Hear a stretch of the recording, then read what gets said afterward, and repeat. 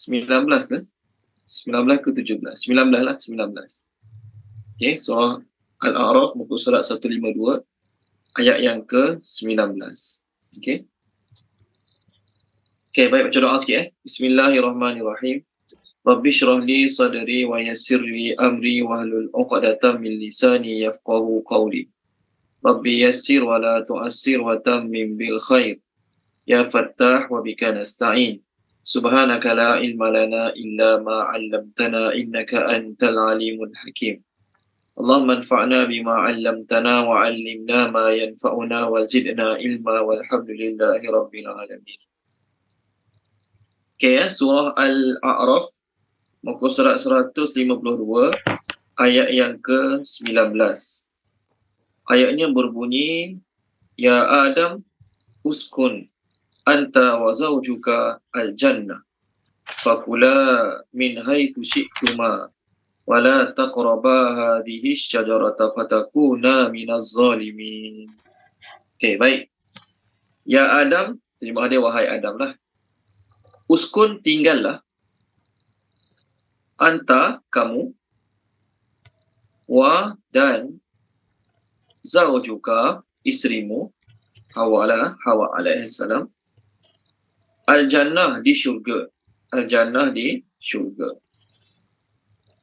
Fa, maka, kula, makanlah. Kula, makanlah. Min, daripada, haisu, mana sahaja boleh, apa sahaja boleh. Haisu ni dalam bahasa Arab, terjemah dia, whatever boleh, wherever boleh, whenever boleh, bila-bila masa sahaja, di mana sahaja, apa sahaja, tu haisu. Apa-apa sahaja, di mana sahaja, syiktuma, kamu berdua mahu. Syiktuma, kamu berdua mahu. Wa, dan, la, janganlah. La, janganlah. Taqraba, kamu mendekati. Taqraba, kamu mendekati. Hazihi, ini. Hazihi, ini. Asy-syajarata, pohon. Pokok. Syajarata, pohon boleh, pokok boleh. Fa, maka.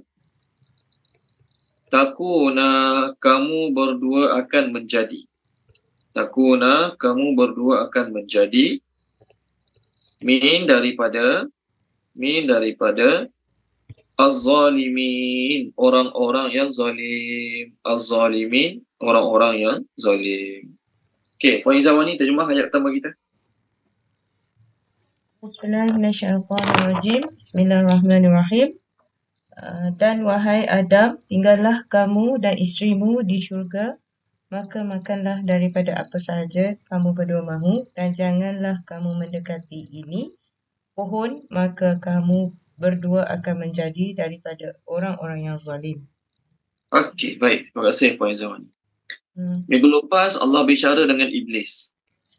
Iblis kata pada Allah, dengan sebab kau sesatkan aku akan mendatangi anak Adam daripada depan, daripada belakang, daripada kiri, daripada kanan untuk rosakkan mereka sehingga kamu akan mendapati kebanyakan mereka tidak bersyukur. Lalu Allah Ta'ala pun halau Iblis keluar daripada syurga dalam keadaan terhina lagi terusir. Lalu Allah kata pada Iblis, siapa yang ikut kamu? Mereka dan kamu sama-sama aku akan penuhkan dalam neraka Jahannam. Sekarang Allah cakap pada Adam pula. Wahai Adam, perkataan Adam dia, Adam dipanggil Adam, dia ambil daripada perkataan adimul ard. Adimul ard. Apa dia maksud adimul ard? Permukaan bumi, permukaan tanah. Manakala isteri Adam dipanggil Hawa. Ni eja Hawa. Bukan eja Hawa ni. Ni hawa nafsu lain ni. Ni hawa nafsu guna ha. Hawa nafsu guna ha. Ni Hawa guna ha ni. Kenapa namanya Hawa? Kerana isteri Adam, Hawa, diciptakan daripada hayatun. Apa dia maksud hayatun? Hayyun. Hayatun tu ular. Hawa dipanggil Hawa, diberi nama hayat kerana ia diciptakan daripada hayyun, satu benda hidup. Iaitu Adam alaihissalam. Okey. Adam adalah makhluk Allah yang Allah ciptakan daripada tanah. Manakala isteri Adam itu Hawa alaihissalam, adalah manusia kedua yang Allah ciptakan daripada tulang rusuk Adam. Dalam tafsir Hasyiah Sawi, pengarang Hasyiah Sawi mengatakan, ketika mana Allah Ta'ala suruh Adam tinggal di syurga, maka Adam berjalan kesunyian, keseorangan. Maka ketika mana Nabi Adam tidur, Allah Ta'ala telah menciptakan daripada tulang rusuknya belah kiri, satu bahagian yang pendek daripada tulang rusuknya sebelah kiri, Allah ciptakan isterinya, Hawa alaihissalam, agar dia berasa tenang dan selesa kepadanya. Memang tujuan Allah ciptakan isteri agar suami berasa tenang dengan isteri tersebut. Tolong baca dia, Puan Ira, surah Al-A'raf. Surah kita ni lah. Allah ciptakan isteri kepada Adam agar berasa tenang. Jadi tugas isteri menenangkan suami, tugas suami juga menenangkan isteri. Saya cari muka surat je. Muka surat 175 ayat 189. Tolong baca, Puan Ira. Kat situ ada perkataan liyaskuna ilaiha.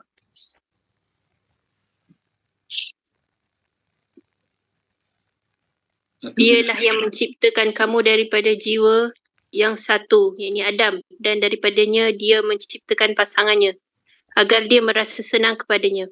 Maka setelah dicampurinya, yakni isterinya mengandung kandungan yang ringan dan dia teruslah merasa ringan beberapa waktu. Kemudian ketika dia berasa berat, kedua-duanya bermohon kepada Allah, Tuhan mereka sambil berkata, jika engkau memberi kami anak yang soleh, sudah tentu kami akan selalu bersyukur. Okey, terima kasih Puan Ira. So, poin saya, liyaskuna ilaiha. Ayat yang dibaca tadi tu. Dialah yang ciptakan kamu daripada satu jiwa, itu Adam lah, jiwa yang satu Adam. Wa ja'ala minha zawjaha, dan dia menjadikan daripada Adam, jiwa yang satu tadi, pasangannya, his wife, Hawa lah. Liyaskuna ilaiha, so that he might feel calmness and tranquility. Calmness and tranquility. Maksud dia, tujuan Allah Ta'ala buat pasangan bagi manusia.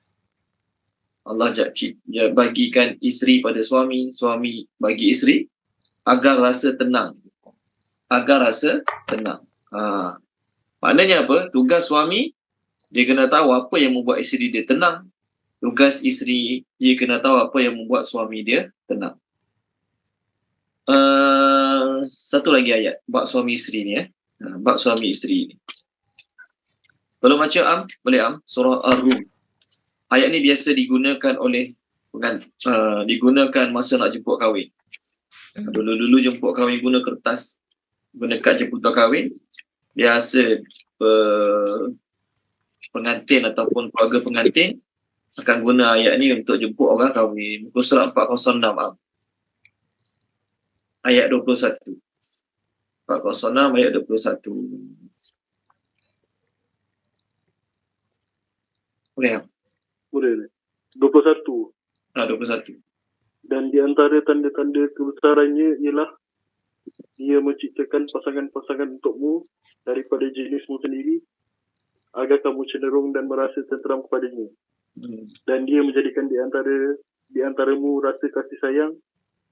Sesungguhnya yang demikian itu benar-benar terdapat tanda-tanda kebesaran Allah bagi kaum yang berfikir. Okey, terima kasih. Tadi ayat kita tadi, Allah ciptakan Hawa kepada Adam agar tenang. Surah Al-A'raf tadi kan, Allah ciptakan isteri kepada Adam agar ada tenang. Tenang tu huruf asal dia sakinah. Sakinah. Okey, sakinah tu ketenangan. Jadi dalam family, suami isteri mesti kena ada ketenangan. Kalau tak ada ketenangan, tak tercapai maksud rumah tangga tersebut. Yang kedua, mawaddah, kasih sayang. Mawaddah, kasih sayang. Yang ketiga, rahmah. Belas kasihan. Ni. Perkataan ayat 21 surah Ar-Rum ni, sakinah, mawaddah dan rahmah. Ini tujuan Allah buat manusia ada pasangan. Okey, baik. Ini bukan tajuk utama kita malam ni. Cuma saya nak beritahu, ketika mana Nabi Adam alaihissalam kesunyian dalam syurga, lalu Allah SWT telah menciptakan semasa Adam sedang tidur, pasangannya yang bernama Hawa. Lalu ketika mana Nabi Adam bangun, tidur, Dia tengok ada orang sebelah dia cantik, menarik. Memang Allah buat lelaki ni sifat dia menarik. Tengok perempuan dia rasa tertarik, rasa minat. Maka Nabi Adam pun cenderung menuju kepada Hawa alaihi salam. Maka malaikat kata pada Nabi Adam, wahai Adam, tak boleh sentuh dia, tak boleh pegang dia, hatta tu'addi mahraha, sampai kau bayar maharnya. Sampai kau bayar maharnya, mas kahwinnya. Faqala wa ma mahruha. Maka Nabi Adam tanya malaikat, apa mahar ni? Apa mahar ni? Jadi Nabi Adam tak salah kerana masa tu belum ada syariat. Belum ada syariat. Jadi mana ada kata hukum hakam kena kahwin, kena bagi mas kahwin, kena akad nikah, tu hukum akad sekarang. Masa tu mana ada syariat lagi. Syariat yang ada pada masa tu, jangan makan pokok, jangan makan pokok, jangan makan buah je. Buat nikah kahwin tak ada lagi syariat masa tu. Maka Nabi Adam tanya malaikat, apa maharnya? Maka malaikat jawab, 20 kali selawat, ada pendapat mengatakan 3 kali selawat kepada Nabi SAW. Jadi Nabi Adam nak kahwin dengan Hawa alaihissalam, maharnya, mas kahwinnya adalah selawat kepada Nabi Muhammad SAW.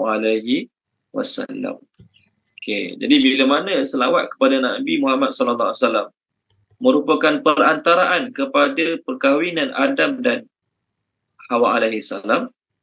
Jadi seolah-olah selawat Nabi itu tukang akad. Seolah-olah selawat Nabi itu tukang penyambung. Jadi sebagai penyambung akad bagi mereka berdua.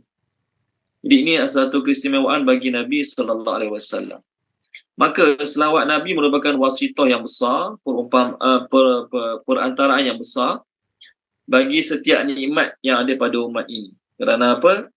Allah memang dah takdirkan Nabi Adam dan Hawa akan berkahwin, tetapi perantaranya, penyebab sah ataupun terjadinya ikatan perkahwinan mereka berdua kerana mas kahwin yang diucapkan oleh Nabi Adam itu selawat kepada Nabi Muhammad SAW. Okey, baik.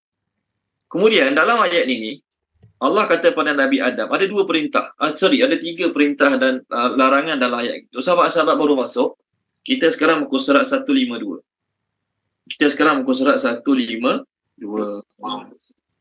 Dalam ayat yang ke-19.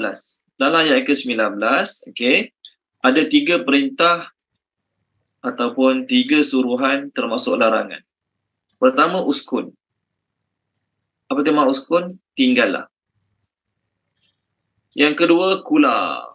Dalam ayat ni, kula, makanlah. Yang ketiga, la taqraba. Wala taqraba. Okey. Untuk sahabat-sahabat yang baru masuk, kita sekarang sedang membincangkan surah Al-A'raf, muka surat 152 ayat 19. Okey, baik. Tinggallah, uskun tinggallah, kula kamu berdua makanlah, la taqraba kamu berdua jangan menghampiri. Dalam bab tinggallah, Allah Ta'ala sebut perintah ni, uskun anta wa zawjuka. Tinggallah kamu dan isteri kamu. Okey, tinggallah kamu dan isteri kamu di syurga. Tapi dalam bab makan, Allah tak kata, wahai Adam, makanlah kamu dan makanlah juga wahai isteri Adam. Allah tak asingkan perintah untuk makan ni Adam dan isterinya. Begitu juga larangan mendekati pokok dalam syurga tu, mendekati buah larangan dalam syurga tu pun Allah perintahkan dua-dua serentak. Soalannya ialah, kenapa uskun ni Allah Ta'ala tak guna perkataan uskuna? Uskuna ni dalam bahasa Arab, kamu berdua tinggallah dalam syurga. Nampak? Tapi Allah kata, tinggallah engkau wahai Adam dan isteri engkau. Maksudnya perintah tu Allah asing-asingkan. Maksud Allah asingkan, Allah sebut Adam dulu baru sebut isteri Adam. Manakala bab makan, Allah sebut sekaligus. Bab makan Allah sebut sekaligus. Kula. Kerana apa? Ada satu perkara yang Allah nak sampaikan dalam ayat ni. Apa dia Allah nak sampaikan dalam ayat ni? Dalam bab tempat tinggal, isteri kena ikut suami. Sebab tu Allah sebut suami dulu. Wahai Adam, tinggallah engkau, baru isteri engkau. Dalam bab tempat tinggal. Kerana apa? Ada hikmah tersembunyi dalam ini. Allah nak beritahu dalam bab tempat tinggal, isteri wajib ikut suami. Tetapi dalam bab makan, isteri tak wajib ikut suami. Suami orang Kelantan suka makan budu, contohlah. Maka isteri oleh kerana dia bukan orang Kelantan, dia kahwin orang Kelantan, dia pun kena paksa diri makan budu juga. Tak. Dalam bab makan, Allah Ta'ala sebut kula. Maksud kula apa dia? Kedua-dua kamu makanlah apa yang kamu nak. Nampak ni hikmah dia Allah susun macam ni. Begitu juga dalam bab larangan, isteri dia dalam bab perintah dan larangan yang datang daripada Allah, dia tak boleh ikut suami. Okey, Allah larang buat benda ni, dia tengok suami dia buat, suami aku buat. Tak. Bab perintah dan larangan direct daripada Allah, suami, isteri tak boleh ikut suami. Contoh suami tak pergi semayang, suami tak bagi semayang, tak boleh. Masa tu perintah semayang direct daripada Allah. Suami tak bagi tutup aurat, tak boleh. Patuh. Dia kena utamakan Allah. Jadi dalam bab tempat tinggal, Allah Ta'ala sebut, tinggallah kamu dan isteri kamu. Allah sebut Adam dulu. Ni Adam lah ni Zawjuka ni Hawa. Kenapa? Allah nak beritahu dalam bab tempat tinggal, isteri kena ikut suami. Tapi dalam bab makan, Allah perintahkan dua-dua serentak. Kenapa? Dalam bab makan, isteri tak wajib ikut jenis makan yang suami makan. Ayat macam ni pun sama ayat macam ni juga dalam surah Al-Baqarah dulu. Okay, kita dah bincang dan kita mungkin dah lupa lah. Tolong baca ya Puan Nurani Muhammad ayat boleh muka surat 6. Sama juga ayat dia. Boleh Ustaz? Ayat 35. Muka surat 6 ayat 35. Surat 6 ayat 35. Ayat tu sama, ayat ni cuma tak ada rawadan je. Bismillahirrahmanirrahim. Man, wahai Adam, tinggallah engkau dan isterimu dalam syurga dan makanlah dari buah-buahan mengikut kehendakmu. Dan janganlah kamu menghampiri pokok ini, nanti akibatnya kamu termasuk golongan yang zalim. Terima kasih Puan Nurani. Sama. Maksud saya, ayat tu dengan ayat kita sekarang sama. Sama dari sudut Allah sebut Adam dulu, barulah Allah sebut Hawa alaihissalam. Okey, baik. Untuk sahabat-sahabat baru masuk, kita sekarang muka surat 152 ayat yang ke-19. Lalu Allah kata pada Nabi Adam dan juga Hawa alaihissalam, tinggallah kat syurga ni, makanlah apa saja kamu berdua nak makan, tapi ada satu larangan. Janganlah kamu menghampiri pokok ini. Pokok yang Allah Ta'ala ciptakan dalam syurga, tak boleh makan. Masa ni lah tak boleh makan. Nanti masuk syurga tak ada lah larangannya. Apa hikmah Allah Ta'ala cipta sebiji pokok, sebatang pokok tak boleh makan ni? Yang lain semua boleh makan. Tapi sebatang ni je tak boleh makan. Pokok ni pokok apa? Wallahu'alam. Ayat Quran dan hadis tak sebut dengan jelas. Dalam kitab Kristian, apple. Dalam kitab Kristian, apple. Dalam tafsir-tafsir, ada sebahagian mengatakan pokok ni adalah pokok gandum.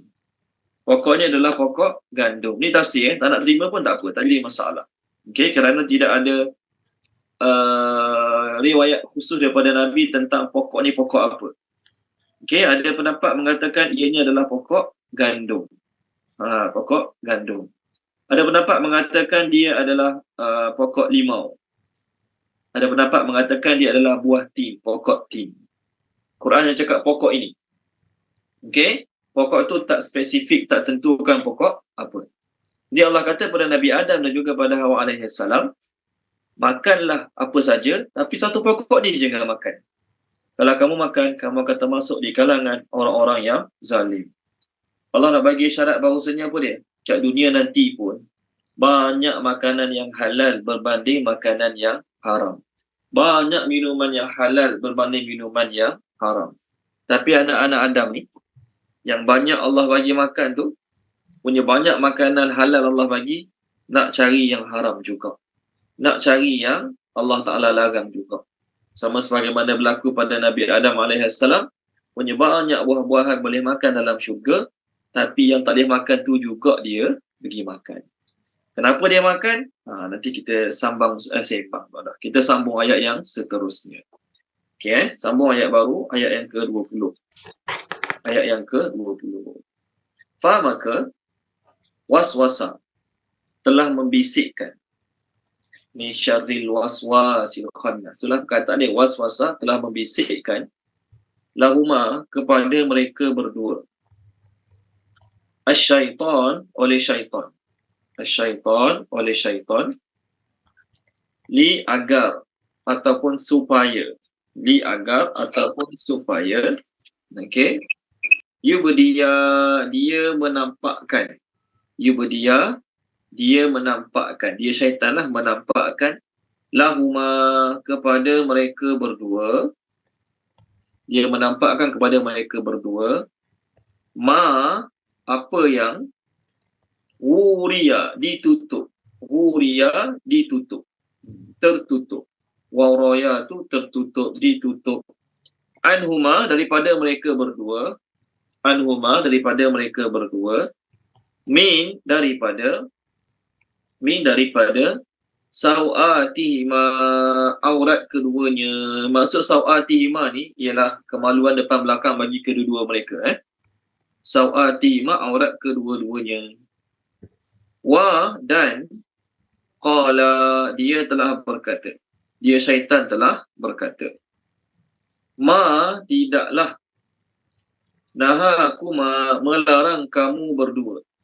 Nahakuma, melarang kamu berdua. Okey. Rabbukuma, oleh Tuhan kamu berdua. Rabbukuma, oleh Tuhan kamu berdua. An, daripada hazihi ini. An, daripada hazihi ini. Asyajarah, pokok. Asyajarah, pokok. Illa, melainkan. An, kerana. Biasa an bahawa kan. Kat sini an, kerana. Takuna, kamu berdua akan menjadi. Takuna, kamu berdua akan menjadi. Malakaini, dua malaikat. Malakaini, dua malaikat. Ataupun. Takuna, kamu berdua akan menjadi. Takuna, kamu berdua akan menjadi. Min daripada al-khalidin, orang-orang yang kekal. Al-khalidin, orang-orang yang kekal. Okey, tolong terjemahkan dia. Puan Rosnani, terjemahkan boleh? Ayat 20 ni. Muka surat 152 ayat 20. Tolong terjemahkan.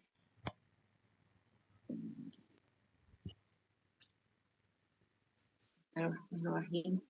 Kemudian syaitan membisikkan fikiran jahat kepada mereka agar menampakkan aurat yang selama ini tertutup. Dan syaitan berkata, Tuhanmu hanya melarang kamu berdua mendekati pohon ini agar kamu berdua tidak menjadi malaikat atau tidak menjadi orang yang kekal di dalam syurga. Okey, terima kasih Puan Rosnani. Jadi bila Allah guna ayat fawaswasalahuma syaitan, betul tak pendapat dalam Bible yang menyalahkan perempuan? Dalam Bible, Dr. Hamka tu ialah dalam Bible, orang Kristian kata sebab Nabi Adam terturun kat dunia ni sebab isteri dia. Adam diturun kat dunia ni sebab isteri dia. Dalam Bible, ni dalam Bible lah, Dr. Hamka tulis, saya tak baca lah Bible. Dia kata, Allah Ta'ala tanya Adam, wahai Adam, kenapa makan? Aku dah larang kamu makan buah ni. Maka Adam kata, isteri aku yang ajak aku makan. Okey, maka isteri aku yang ajak aku makan. Adam jawab macam tu. Maka Allah tanya Hawa, kenapa kamu ajak dia makan? Maka isteri Nabi Adam jawab, ni dalam Bible lah ni kan, riwayat-riwayat yang kita kata tidak bersumberkan daripada sumber yang kita boleh terima lah. Maka isteri Nabi Adam kata, ular suruh aku makan.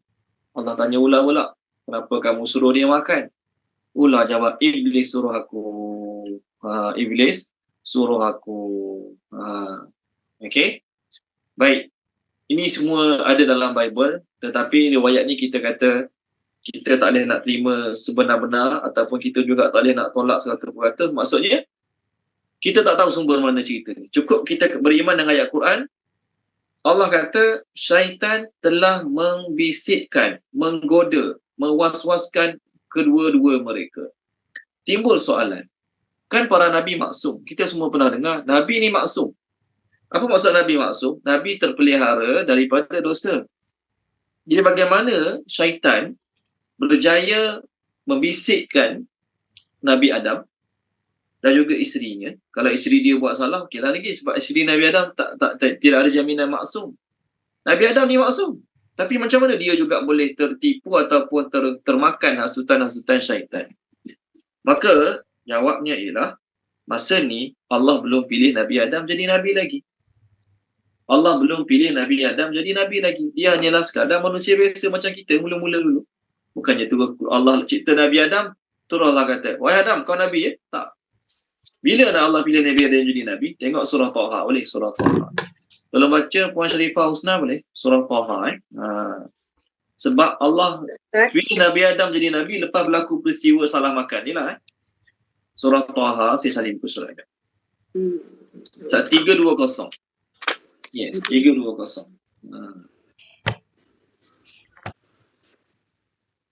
Okay, ayat 120, 121, 122. Boleh, Puan Sharifah Husna. A'udzu billahi minasyaitonir rajim. Kemudian syaitan membisikkan fikiran jahat kepadanya dengan berkata, wahai Adam, mahukah aku tunjukkan kepadamu pohon keabadian dan kerajaan yang tidak akan binasa? Lalu kedua-dua mereka, Adam dan Hawa, memakannya. Lalu terbukalah oleh kedua-duanya aurat mereka dan mulailah kedua-duanya menutupinya dengan daun-daun yang ada di syurga. Maka telah derhakalah Adam kepada Tuhannya dan sesatlah dia. Kemudian Tuhannya memilih dia.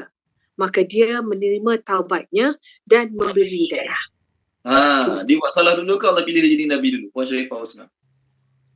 Dia buat salah dulu, Ustaz. Dia buat salah dulu. Yes. Nampak? Terima kasih Puan Sharifah Husna. Jadi, masa ni Nabi Adam belum jadi Nabi lagi. Jadi, bila Nabi Adam belum jadi Nabi lagi, kita kata apa? Dia terpelihara daripada dosa. Lepas jadi Nabi, barulah ada title maksum tu. Sebelum jadi Nabi, para Nabi ni tidak ada title maksum lagi. Jadi para Nabi sebelum jadi Nabi, kalau ada buat salah tu, normal. Kalau ada buat benda-benda kesalahan sebelum jadi Nabi adalah biasa. Sebagaimana manusia biasa. Okey, baik. Ini jawapan pertama. Jawapan kedua, walaupun para Nabi maksum. Semua para Nabi maksum. Katakanlah Allah nak buat para Nabi tu maksum sebelum jadi Nabi lagi. Tapi, sudah menjadi ketentuan Allah. Allah nak buat manusia turun ke muka bumi. Allah nak buat manusia ni tetap akan diturunkan muka bumi, maka Allah jadikan sebab musabab. Maka sebab musabab manusia diturunkan ke muka bumi adalah kegelinciran Nabi Adam dan juga isterinya dalam melanggar perintah Allah dahulu. Boleh? Jadi maksudnya apa dia? Kita nampak orang buat salah tu buat salah lah. Orang yang buat salah tu buat salah. Tapi kita tak tahu, di sebalik kesalahan seseorang tu ada menjadi sebab musabab kepada banyak kebaikan-kebaikan yang lain. Di sebalik kesalahan seseorang tu, kita nampak orang tu buat salah tu dengan Allah. Tapi di sebalik kesalahan dia, maka banyak hikmah-hikmah yang tersembunyi yang Allah Ta'ala akan zahirkan. Kalau ikutkan Adam buat salah kan dengan isteri dia. Tapi kan Allah dah kata, aku nak menguji manusia. Aku nak bagi mereka perintah dan larangan. Kalau Nabi Adam tak buat salah dengan isteri dia kat syurga ni, semua keturunan dia, kita pun dalam syurga ni, maka di mana ujiannya? Jadi kan kita dah ayat 6 surah Hud. Tujuan Allah cipta makhluk ni sebut untuk uji manusia. Di Nabi Adam, Allah ciptakan untuk uji. Jadi sebelum diturunkan ke dunia lagi Allah Ta'ala dah uji Nabi Adam dengan satu larangan. Larangannya jangan mendekati pokok ini. Baik, perkataan kemaluan dalam ayat ni digunakan perkataan sawatihima. Saya tulis kat skrin sawatihima. Perkataan sawatihima, kenapa kemaluan lelaki ke perempuan tak kisah dipanggil sawatain. Okey, bahasa Arab panggil sawatain. Sawatain ni dua kemaluan. Kubul dan dubur dipanggil sawatan. Kenapa kemaluan dipanggil sawatan? Kemaluan dipanggil sawatan berasal perkataan su. Su ni buruk. Su ni buruk lah. Kerana bila seseorang tu menampakkan salah satu ataupun kedua-dua kemaluan dia pada orang lain, maka ia akan menyebabkan buruk si empunya tu. Memang semua orang Allah ciptakan kemaluan. Orang kafir ke, orang Islam ke, orang tak percaya Tuhan ke, memang Allah ciptakan semua mereka ada kemaluan. Tapi kemaluan ni benda kena tutup. Ada negara-negara yang kita kata pelik-pelik lah bangsa tu. Dia pelik macam mana sekalipun, tetap dia akan tutup kemaluan depan belakang. Walaupun dengan daun-daun kayu. Kerana apa? Bila terbuka salah satu pada dua kemaluan ni, dia akan mengaibkan si empunya, memburukkan si empunya. Jadi dalam bahasa Arab, perkataan sau'at ni benda yang kena tutup. Sebab kalau terbuka, dia akan jadi nampak buruk. Mayat ataupun orang mati ke, burung mati ke, dia panggil sau'at. Contoh, kisah Qabil bunuh Habil dalam surah Al-Ma'idah kan. Qabil bunuh Habil, dia tak tahu nak macam mana. Buku surat 112. Perkataan mayat tu, jenazah Habil tu, Allah guna perkataan sau'ata akhi. Tengok surah Al-Ma'idah boleh. Sau'ata akhi. Tolong baca dia, Puan Mai Zaitun, tolong baca boleh Puan Mai Zaitun. Remnant of his brother. Boleh Puan Mai Zaitun. Buku surat 112 ayat bawah sikit, 31. Kemudian Allah menghantarkan seekor burung gagak, menyuruhnya menggali tanah dengan paruh dan kakinya di bumi untuk memperlihatkan kepadanya, iaitu Qabil, bagaimana dia seharusnya menguburkan mayat saudaranya. Qabil berkata, aduhai celakanya aku, mengapa aku tidak mampu berbuat seperti burung gagak ini supaya aku dapat menguburkan mayat saudaraku. Kerana itu dia tergolong dalam kalangan orang yang menyesal. Okey, terima kasih Puan Mai Zaitun. Jadi mayat tu apa perkataan bahasa Arab mayat? Sau'ata. Perkataan mayat tu bahasa Arab guna sau'ata akhi. Fa'wariya sau'ata akhi, sau'ata. Perkataan sau'ata mayat dengan kemaluan sama je perkataan dia. Sau'atihima, sama. So sama dia sudut apa? Sebagaimana mayat, orang tak akan biar terbuka, orang akan tutup badan dia kan. Orang akan tutup badan dia dan nanti orang akan kebumikan dia. Sebab kalau mayat tu hidup, dibiar dia tak ke bumi, biar dalam rumah. Sebab sayang sangat ke arwah. Contohlah, sayang sangat ke arwah, biar dalam rumah, tak tanam, tak ke bumi. Memburukkan keluarga si mati tadi. Jadi, mayat tu akan dikafankan, dikebumikan. Maksudnya kata, perkataan sau'ata tu kalau dibukakan akan jadi aib. Orang dah mati, kita tak nak tanam. Apa akan berlaku? Dia jelakung lah orang tu. Walaupun dia ustaz, walaupun dia wali Allah macam mana sekalipun, tetap kena kebumikan.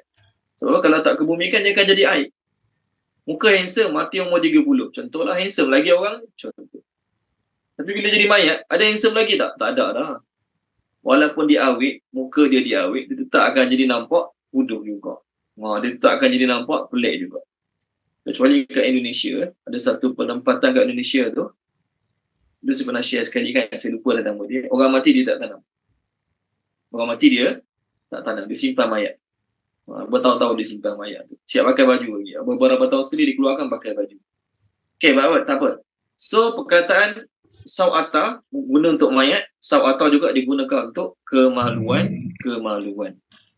Okay. Apa kaitan buat larangan Allah dengan terbukanya kemaluan? Allah nak beritahu dalam ayat ni, sebagaimana orang yang makan benda haram, sebagaimana orang terbuka kemaluan dia akan malu, aib bagi dia. Macam itulah juga dosa-dosa adalah aib. Sama ada benda tu Allah tutup ke Allah buka, ianya tetap aib. Sebagaimana manusia, dia malu kalau kemaluan dia terbuka, orang tertengok kemaluan dia. Walaupun dia kafir, walaupun dia orang bukan Islam, tapi dia tetap ada perasaan malu kalau kemaluan dia terbuka, orang lain tertengok. Macam itulah juga Allah nak beritahu, iblis ni dia tahu, syaitan ni dia tahu.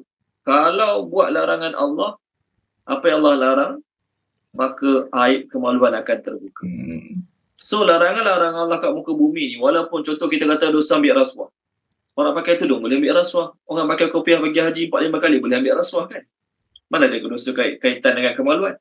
Tapi kalau terbuka kesalahan tersebut, malu tak? Orang tu ambil rasuah tu, malu. Dia pengarah ke, timbalan pengarah ke, dia dah pergi haji ke, contohlah kan. Jadi nak ceritanya, segala dosa maksiat, larangan-larangan Allah yang ada kat muka bumi ni, bila kita berani buat tanpa rasa bersalah, tanpa rasa berdosa, kita sedang mendedahkan diri kita untuk terbuka aib. So Allah nak ajar Nabi Adam AS kat syurga ni, makannya buah tu terus terbuka kemaluan mereka berdua. Maknanya, pakaian-pakaian syurga yang mereka dapat pakai sebelum ni, Allah Ta'ala bukakan daripada mereka berdua. Okey, lalu kita ulang balik ayat ni, ayat 20 ni. Allah kata, syaitan telah mewas-waskan mereka berdua. Syaitan telah mewas-waskan mereka berdua kerana syaitan tahu untuk menampakkan aurat yang tertutup daripada mereka berdua. Pertama, aurat memang kena tutup. Aurat memang kena tutup. Jadi di syurga Allah sediakan pakaian-pakaian untuk Nabi Adam dan juga isterinya.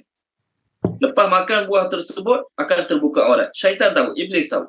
Ni nak cerita iblis ni, undang-undang syurga, peraturan-peraturan syurga, peraturan-peraturan syurga dia dah tahu lama dah. Maknanya kita kata rasa kita alim, bab halal haram, bab boleh tak boleh, iblis lagi tahu pada kita.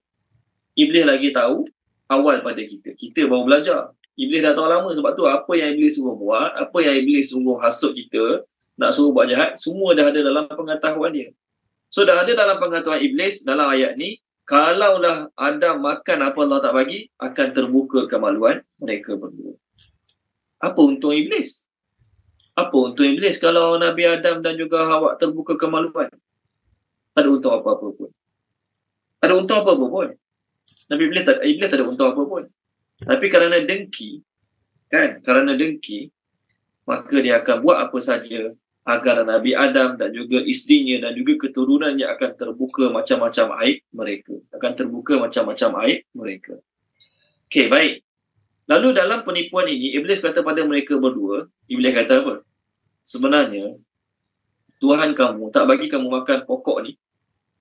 Dia kata gandum, ada kata kurma, ada kata buah tin, ada kata buah limau. Wallahu a'lam, tidak ada pendapat yang kita boleh pegang. Inilah maksud buah ni, tak ada. Okey, inilah maksud buah ni, tidak ada. Kerana apa? Kerana buah ni buah kat syurga. Buah yang Allah larang ni adalah buah di syurga. Okey. Ibnu Abbas radhiyallahu anhu berkata, tidak ada buah yang kat syurga sama macam buah kat bumi melainkan pada nama.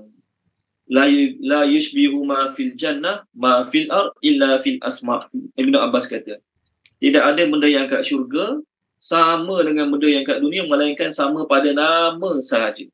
Nama sama, pisang, pisang. Ini pisang, ni pisang. Contohlah. Nama pisang, sama-sama pisang. Tapi yang kat syurga dengan kat dunia tak sama langsung. Tidak sama langsung. Okay, sebab tu Allah Ta'ala tak sebut pokok apa. Allah Ta'ala tak sebut pokok apa. Aku kalau sebut pokok apa nanti orang cari kat dunia ni, orang panggil ni buah syurga, ni buah syurga. Kalau Allah sebutlah pokok ni, kata kalau Allah sebut, okay, buah apple. Maka orang akan anggap apple ni satu keistimewaan, orang akan anggap apple ni satu benda yang bagus sangatlah. Contoh, kalau Allah sebut apple. Tapi Allah tak sebut. Allah hanya sebut pokok je. Nabi pun tak sebut pokok apa. Kerana apa? Dalam kisah Nabi Adam dan Hawa dan Iblis ni, buah apa tu tak penting, pokok apa tak penting. Yang penting bagaimana Iblis berjaya menipu seorang manusia yang digelar Adam alaihissalam. Kemudian, Iblis kata pada Nabi Adam dan juga isterinya, Allah tak bagi kamu makan buah ni sebab Allah tak nak buat kamu jadi malaikat. Jadi di sini Nabi Adam, Hawa dan Iblis tahu perbezaan mereka dengan malaikat. Malaikat, makhluk yang Allah ciptakan tak mati-mati. Tidak ada kematian bagi para malaikat, melainkan Allah tidak tukar kali yang pertama baru mati semua malaikat. Adapun Adam, isterinya dan juga Iblis akan berlaku kematian pada mereka sebagaimana ada makhluk-makhluk Allah yang telah mati sebelum ni. Malaikat tahu. Sebab tu malaikat, masa Allah kata nak cipta Nabi Adam, malaikat kata apa pada Allah? Wahai Allah, kau nak cipta makhluk-makhluk yang menumpahkan darah. Siapa menumpahkan darah? Mana ada manusia lagi sebelum tu? Pengalaman malaikat, dia tengok makhluk-makhluk yang Allah ciptakan sebelum manusia, iaitu jin-jin menumpahkan darah sesama mereka. Jadi bila menumpahkan darah, ada yang mati tak? Ada jin-jin yang mati. Yang tak matinya, para malaikat. Maka jin ni, Iblis ni dia tipu Nabi Adam, dia kata, Allah tak nak buat kamu jadi malaikat. Sebab tu Allah tak bagi kamu makan buah tersebut. Okey? Kemudian, Iblis kata lagi pada Nabi Adam, Allah SWT tak nak kamu jadikan kamu termasuk di kalangan orang-orang yang kekal. Kerana apa? Nabi Adam tahu sifat manusia kalau boleh nak hidup lama, kalau boleh nak kekal, tak nak mati-mati. Ini Nabi Adam tahu ni. Makhluk-makhluk yang Allah ciptakan, semuanya kalau boleh nak hidup lama, tak nak mati. Ini normal. Dia Islam ke, dia tak Islam ke, semua nak hidup kekal. Betul kan? Jualah produk awet muda, produk awet muda, produk lambat tua, insya-Allah orang kata kesan nak beli. Betul kan? Sebab apa? Memang fitrah manusia, naluri manusia nak kekal, nak muda kekal, nak sihat kekal, nak cantik kekal, nak handsome kekal.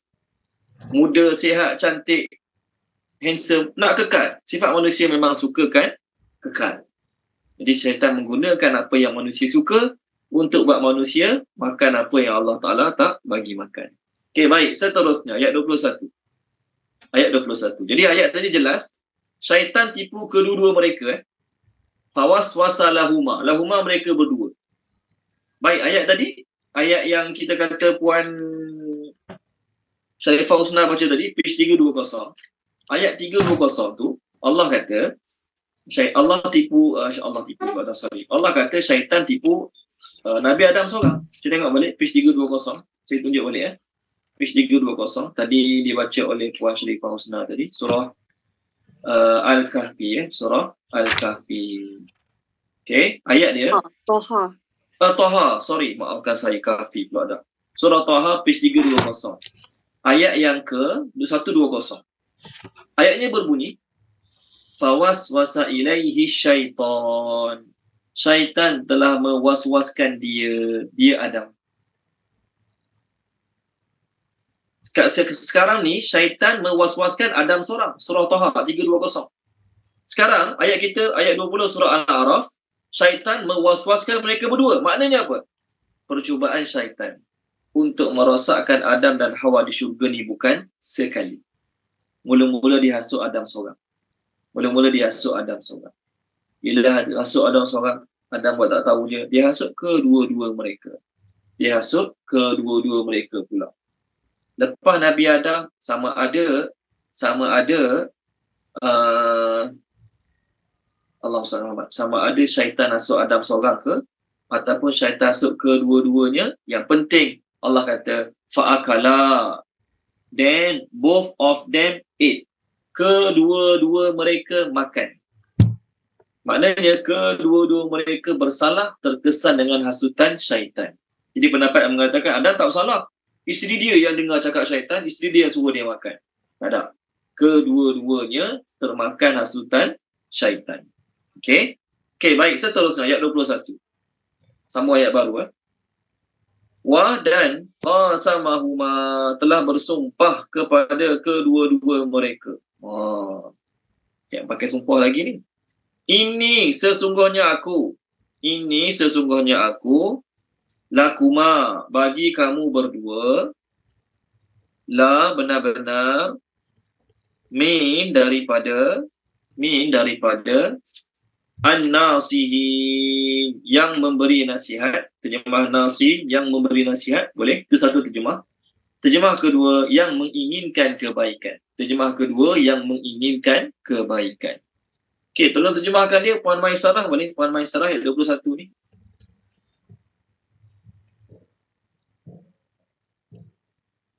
Saya dah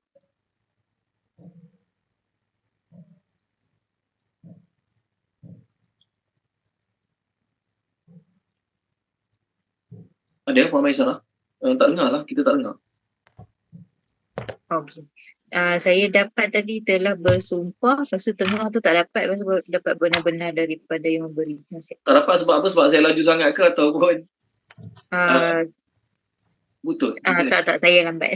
Okey, baik, tak apa. Dia bersumpah. Baca kat buku boleh, baca terjemah buku biasa boleh. Boleh. Ada? Roh 21 Dia dan dia, yakni syaitan, bersumpah kepada keduanya, sesungguhnya aku ini benar-benar termasuk para penasihatmu. Okey, terima kasih Puan Maisarah. Qasamahuma, perkataan qasidam itu bersumpah. Contoh, la uqsimu bihadzal balad, aku bersumpah. Qaf sin min tu bersumpah. Jadi iblis dia cakap pada Nabi Adam, Allah tak bagi makan sebab Allah tak nak kamu jadi malaikat, Allah tak nak kamu kekal. Kat situ dah tertarik dah. Dia kuatkan lagi kenyataan dia dengan dia bersumpah. Maksudnya dia sebut apa? Wallahi, tallahi, billahi. Jadi Nabi Adam dan Hawa tidak ada pengalaman kena tipu, first time kena tipu. Dengar Iblis bersumpah, takkanlah orang yang bersumpah guna nama Allah berniat tak baik pada kita. Takkanlah makhluk yang bersumpah guna nama Allah inginkan satu tak baik pada kita. Jadi orang ni berani sebut nama Allah ni. Takkan kita tak percaya? Bukan orang lah sebenarnya, Iblis. Iblis bersumpah kepada mereka berdua. Jadi ayat ni, Iblis bukan cakap pada Nabi Adam seorang. Iblis bukan cakap pada Hawa seorang-seorang. Iblis hasut kedua-dua mereka. Dan Iblis bersumpah kepada kedua-dua mereka. Timbul soalan pula. Kan ayat minggu lepas, dalam page ni, 2 kali Allah kata pada Iblis, keluar daripada syurga. Keluar daripada syurga. Puan Norizan, tolong baca boleh page yang sama kita, Puan Norizan. Ayat 13 dengan ayat yang ke-18. Boleh tak? 13 dengan 18. 13, 18. Dua ayat tu ada perkataan keluar. Baik. Assalamualaikum Ustaz. Assalamualaikum sahabat-sahabat semua. A'udzubillahi minasyaitonirrajim. Bismillahirrahmanirrahim. Maka turunlah kamu darinya, iaitu syurga, kerana kamu tidak sepatutnya menyombongkan diri di dalamnya. Keluarlah, sesungguhnya kamu termasuk dalam kalangan makhluk yang hina. Iblis menjawab, berilah aku penangguhan waktu sehingga hari mereka dibangkitkan. Okey, bawah je pula. Ayat 18 pula. 18. Allah berfirman, keluarlah kamu daripada sana, iaitu syurga, dalam keadaan terhina dan terusir. Sesungguhnya barang siapa di antara mereka ada yang mengikutimu, maka pasti aku akan penuhi neraka jahanam dengan kamu semua. Okey, terima kasih Puan Norizan. Jadi dalam kedua-dua ayat, Allah kata kepada Iblis, keluar. Maksudnya Iblis dah pun berada di luar syurga. Tapi bagaimana satu makhluk yang berada di luar syurga boleh membisikkan, boleh menggoda, boleh bersumpah lagi pada Nabi Adam dan juga Hawa alaihassalam. Okey, baik. Ada 2 jawapan. Jawapan pertama, Iblis dan Hawa sedang bersia-sia di pinggir syurga. Pinggir syurga. Lalu, walaupun Iblis dan Hawa dalam syurga, Iblis di luar syurga, orang di luar syurga, ataupun Iblis yang di luar syurga ni boleh berbicara dengan orang dalam syurga. Sebagaimana ke akhirat nanti, orang dalam syurga boleh berbicara dengan orang dalam neraka. Dalam syurga boleh berbicara dengan orang dalam neraka. Orang dalam syurga boleh meninjau kawan dia dalam neraka. Begitu juga peristiwa ni, Iblis dah kena halau awal lagi. Tapi dia boleh hasut orang dalam syurga. Jawapan pertama ialah Iblis duduk kat luar, Nabi Adam berjalan-jalan di pinggir syurga. Itu jawapan yang pertama. Jawapan yang kedua. Jawapan kedua ni dia hampir nak sama macam orang Kristian punya pendapat lah. Okey, hampir nak sama macam orang Kristian punya pendapat. Ada makhluk-makhluk Allah yang lain dalam syurga, antaranya ular, burung dan sebagainya. Iblis menjelma dalam bentuk binatang tersebut untuk menghasut Nabi Adam alaihissalam. Antara jawapan juga digunakan untuk ayat ni ialah perkataan jannah yang Allah sebut untuk Nabi Adam, Iblis dan Hawa ni bukanlah maksudnya syurga yang kita nak tuju akhirat nanti, tapi taman yang khas. Jannah ni terjemah dia satu syurga, satu terjemah jannah taman, kebun. Jadi ada sebahagian mufassirin mengatakan maksud jannah kat sini bukan syurga yang kita nak tuju ke akhirat nanti, satu taman, satu kawasan yang cantik, yang indah, yang ada segala-galanya. Jadi orang yang berpendapat tempat taman ni bukan syurga, dia kata 2 sebab. Dia kata dia tak setuju. Ulama-ulama yang mengatakan jannah ni bukan syurga, tapi tempat khas yang Allah sediakan untuk Adam, Iblis, malaikat duduk. Dia kata kalau syurga mana ada larangan. Tapi sedangkan dalam ayat kita tadi Allah kata kat Nabi Adam, jangan makan 2 pokok ni, jangan kamu 2 dekati pokok ni. Kat syurga ada larangan tak? Kita masuk syurga nanti pernah dengar tak? Ada orang syurga nanti tak boleh makan ni, boleh makan ni je. Kalau makan ni dalam syurga darah tinggi. Tak ada, mana ada. Itu yang pertama. Yang kedua, kalaulah maksud ayat ni syurga, bagaimana syaitan yang Allah Ta'ala dah usir daripada syurga boleh masuk semula menghasut Nabi Adam alaihissalam. Ini perbincangan ulama yang sampai sekarang kita tak boleh nak bagi tahu jawapan paling tepat macam mana. Kerana apa? kerana perbincangan utamanya ialah bagaimana Iblis berjaya buat Adam dan Hawa terkeluar daripada syurga. Itu je. Itu perbincangan utama. Perbincangan selain pada tu adalah perbincangan yang tak penting, sebab tu Nabi tak sebut dalam hadis. Sebenarnya gini, Nabi kata. Sebenarnya gini. Tak. Perbincangan kita nak tahu bagaimana Iblis berjaya goda tok nenek kita dulu sampai mereka terkeluar daripada syurga. Okey, baik. Pertama, Iblis sumpah guna nama Allah. Yang kedua, Iblis mengatakan, aku ni nak bagi nasihat kat kamu. Pertama, nasihin, kita terjemah bagi nasihat kan. Nasihin, yes. Memang terjemah nasihin beri nasihat. Tapi sebenarnya nasihin juga bermakna apa? Inginkan kebaikan. Contoh tengok surah Yusuf kan. Tolong baca Puan Rohana boleh? Puan Rohana surah Yusuf. Boleh. Ada perkataan nasihun. Tapi bukan terjemah dia beri nasihat. Maaf. Puan Nurani, Tuan Haji Ahmad Razali ada Puan Nurani? Saya tak perasan. Ada Ustaz. Oh sorry lepas ni maafkan saya tak ingat. Kat mana? Surah Yusuf ada perkataan nasihun. Tapi terjemah dia bukan bagi nasihat. Muka surat 236, Puan Rohana 236, ayat yang ke-11. Boleh tak? Saya nak tunjuk ayat tu nasihun. Sama lah bunyinya macam nasihat, tapi terjemah dia bukannya nak beri nasihat. 236. Ya. Page 236, ayat yang ke-11. 11, okey. Bismillahirrahmanirrahim. Mereka berkata, wahai ayah kami, mengapa engkau tidak mempercayai kami terhadap Yusuf, padahal sesungguhnya kami semua menginginkan kebaikan baginya. Terima kasih Puan Rohana. Nasihun, satu terjemah beri nasihat. Yes, itulah terjemah literal nasihun beri nasihat. Tapi tak semestinya nasihun tu beri nasihat. Ni, tengok ayat Puan Rohana baca tadi. Kami ni bukannya nak buat kejahatan pada Nabi Yusuf. Kami nak kebaikan pada dia. Kami nak kebaikan. So Iblis, dia cakap pada Adam dalam ayat ni, aku ni bukan sekadar beri nasihat pada kamu, tapi aku nak kebaikan pada kamu. Pernah dengar tak? Orang-orang ajak masuk bisnes. Puan Rohana pernah dengar Puan Rohana? Puan Rohana? Ya. Orang ajak masuk MLM ke, orang ajak masuk insurans ke, apa ayat dia biasa guna? Bukan kata tak bagus. Aku ni nak tolong ni, betul kan? Saya nak tolong. Betul Ustaz? Saya nak tolong awak. Saya nak tolong awak. Saya nak tolong awak. Saya buat sebab nak tolong awak. Saya nak awak jadi kaya macam saya. Jom, melabur macam saya. Betul kan? Betul. Jadi ayat yang biasa digunakan oleh orang-orang ini, bukan semua. Saya bukan condemn semua MLM tu tak bagus. Saya bukan condemn insurans tak bagus. Ada yang bagus. Banyak juga yang bagus. Ada je pelaburan yang bagus. Tapi nak ajak orang punya pasal, beli produk dia, join MLM macam dia ni, apa ayat dia guna? Saya nak tolong awak. Saya nak ubah hidup awak. Saya nak tolong awak. Jangan duduk kat tempat lama. Kita kena berubah. Betul kan? Jadi bila guna ayat nak tolong tu, oh dia ni bagus lah. Ikhlas nak tolong aku ni. Tanya dia balik. Kenapa awak tak tolong adik-beradik awak? Adik-beradik dia ramai lagi tak berjaya, tak kaya. Sibuk nak tolong orang lain. Contoh. Ni sekadar contoh. Baik, apa maksud saya?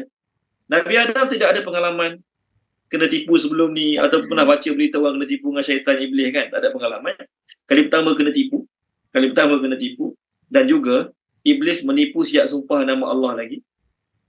Okey, tipu siap sumpah nama Allah lagi. Dan Iblis mengatakan kepada mereka berdua, aku ni nak bagi nasihat dan aku nak kebaikan pada kamu berdua. Jadi seolah-olah Iblis kata, aku tidak ada apa-apa untung pun. Aku tidak ada apa-apa manfaat pun daripada kamu makan ke tak makan buah tersebut, pohon tersebut. Tetapi aku adalah di kalangan orang yang nak kebaikan kepada kamu berdua. Okey, baik. Jelas Seterusnya. Masuk ayat baru. 152. Maka dallahuma telah memujuk kedua-dua mereka. Dallahuma telah memujuk kedua-dua mereka. Bi dengan gururin penipuan.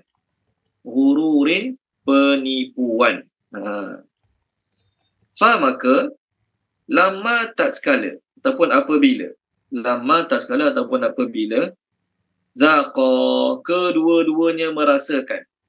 Tengok Allah kata dua-dua makan sekali. Zaqa kedua-duanya merasakan asyajarah pokok itu. Ada dah makan pokok kan? Maksud pokok ni buah-buahan yang dekat pokok tersebut. Asyajarah pokok itu badat terlihatlah. badat terlihatlah, nampak jelaslah. Lahuma bagi mereka berdua, lahuma bagi mereka berdua, sawatuhuma aurat mereka berdua. Sawatuhuma terjemah dia aurat mereka berdua. Wa dan tafiqa segeralah mereka berdua, tafiqa segeralah mereka berdua. Okey. Yakhsifani menutup, yakhsifani menutup, alaihima ke atas mereka berdua, alaihima ke atas mereka berdua. Ni ada dua pendapat. Tak apa kita bincang, kita terjemah dulu baru kita bincang. Min daripada waraqi daun-daun, waraqi daun-daun, al-jannah syurga, al-jannah syurga. Okey. Ada dalam tafsir mengatakan iblislah makhluk pertama bersumpah. Ayat tadi kan iblis bersumpah. Iblislah makhluk yang pertama buat sumpah palsu. Inilah sumpah palsu. Saya guna nama Allah lagi. Demi Allah, aku nak kebaikan untuk kamu. Tadilah ayat tadi kan. Alaihima ke atas mereka dua, min daripada waraqi daun, al-jannah syurga, daun syurga. Okey, tolong terjemahkan dia Tuan Haji Ahmad Razali boleh? Ayat kita sekarang ni, ayat 22 ni. Maka menunjuk kedua-duanya penipuan, maka tak kala kedua-duanya merasakan pokok itu, terlihatlah bagi mereka berdua aurat mereka berdua, dan segeralah mereka berdua menutup berdua daripada daun-daun syurga. Okey, terima kasih Tuan Haji Ahmad Razali. Gurur ni adalah satu penipuan yang tak nampak jelas. Tu gurur. Allah kata fadallahuma bi ghurur. Okey, fadallahuma bi ghurur. Syaitan telah memujuk kedua mereka dengan penipuan. Baik, gurur ni adalah pertama penipuan yang tak jelas. Saya jual produk, saya jual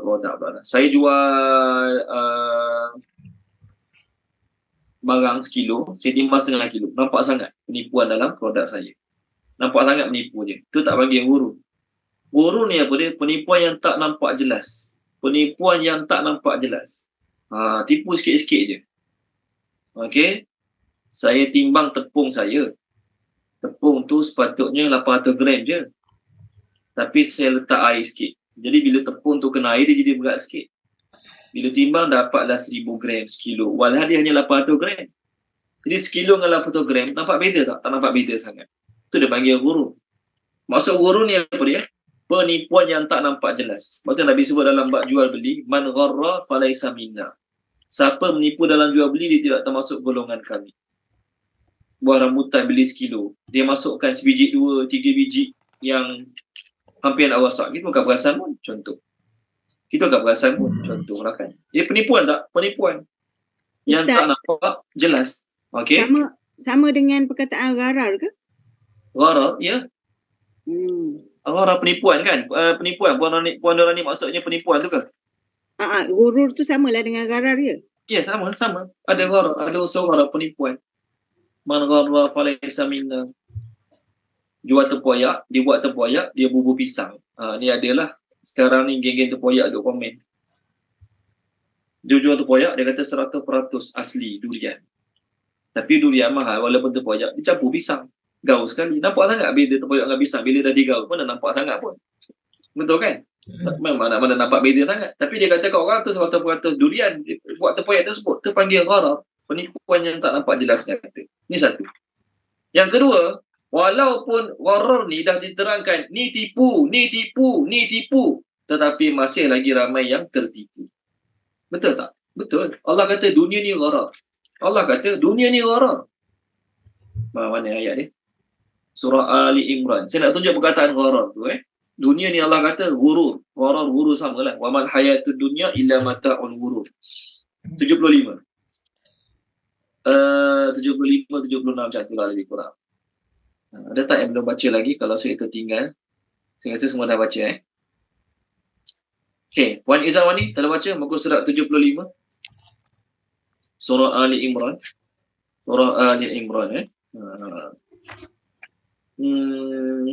ayat kullu nafsin dha'iqatul maut. Sorry, 74. Patut pun tak jumpa. 74, page 74 ayat 185. Ayat 185.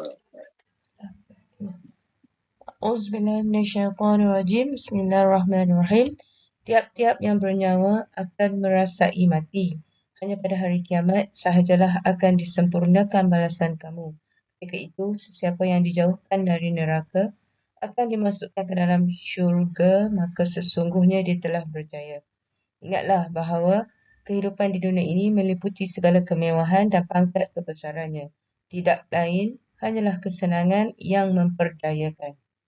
Okey, terima kasih Puan Izawani.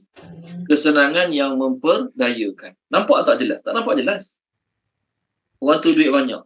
Kita mana nampak duit dia memperdayakan dia. Betul kan? Orang tu pakai kereta mewah, duduk rumah besar, ada emas banyak. Kita bukan nampak harta benda dia memperdayakan dia. Kita tak nampak pun. Sebab ada orang kaya macam dia tapi hidup okey je. Boleh jaga semayang, tak kelahi adik-beradik, okey je. Maksudnya penipuan yang tak nampak jelas. Itu maksud al-gharar. Okey. Walaupun penipuan tu tak nampak jelas, kita pernah dengar tak kisah umat-umat terdahulu yang Allah binasakan? Apa sebab Allah binasakan mereka? Mereka cinta dunia, mereka gila dunia, kehidupan dunia telah menipu mereka sehingga mereka rosak. Kita dah dengar banyak kali dah tentang umat terdahulu yang Allah binasakan sebab cinta dunia, gila dunia, sibuk kejar dunia. Sekarang ada lagi tak orang yang kena tipu dengan dunia macam tu? Masih ada.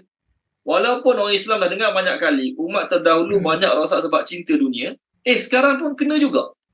Umat Islam pun kena juga benda yang sama. Walaupun dah dijelaskan tu penipuan, tapi masih ada lagi yang kena. Kat TV, dekat radio, kat surat khabar, banyak kali dah terlajar pesan. Awas jangan terkena dengan scammer.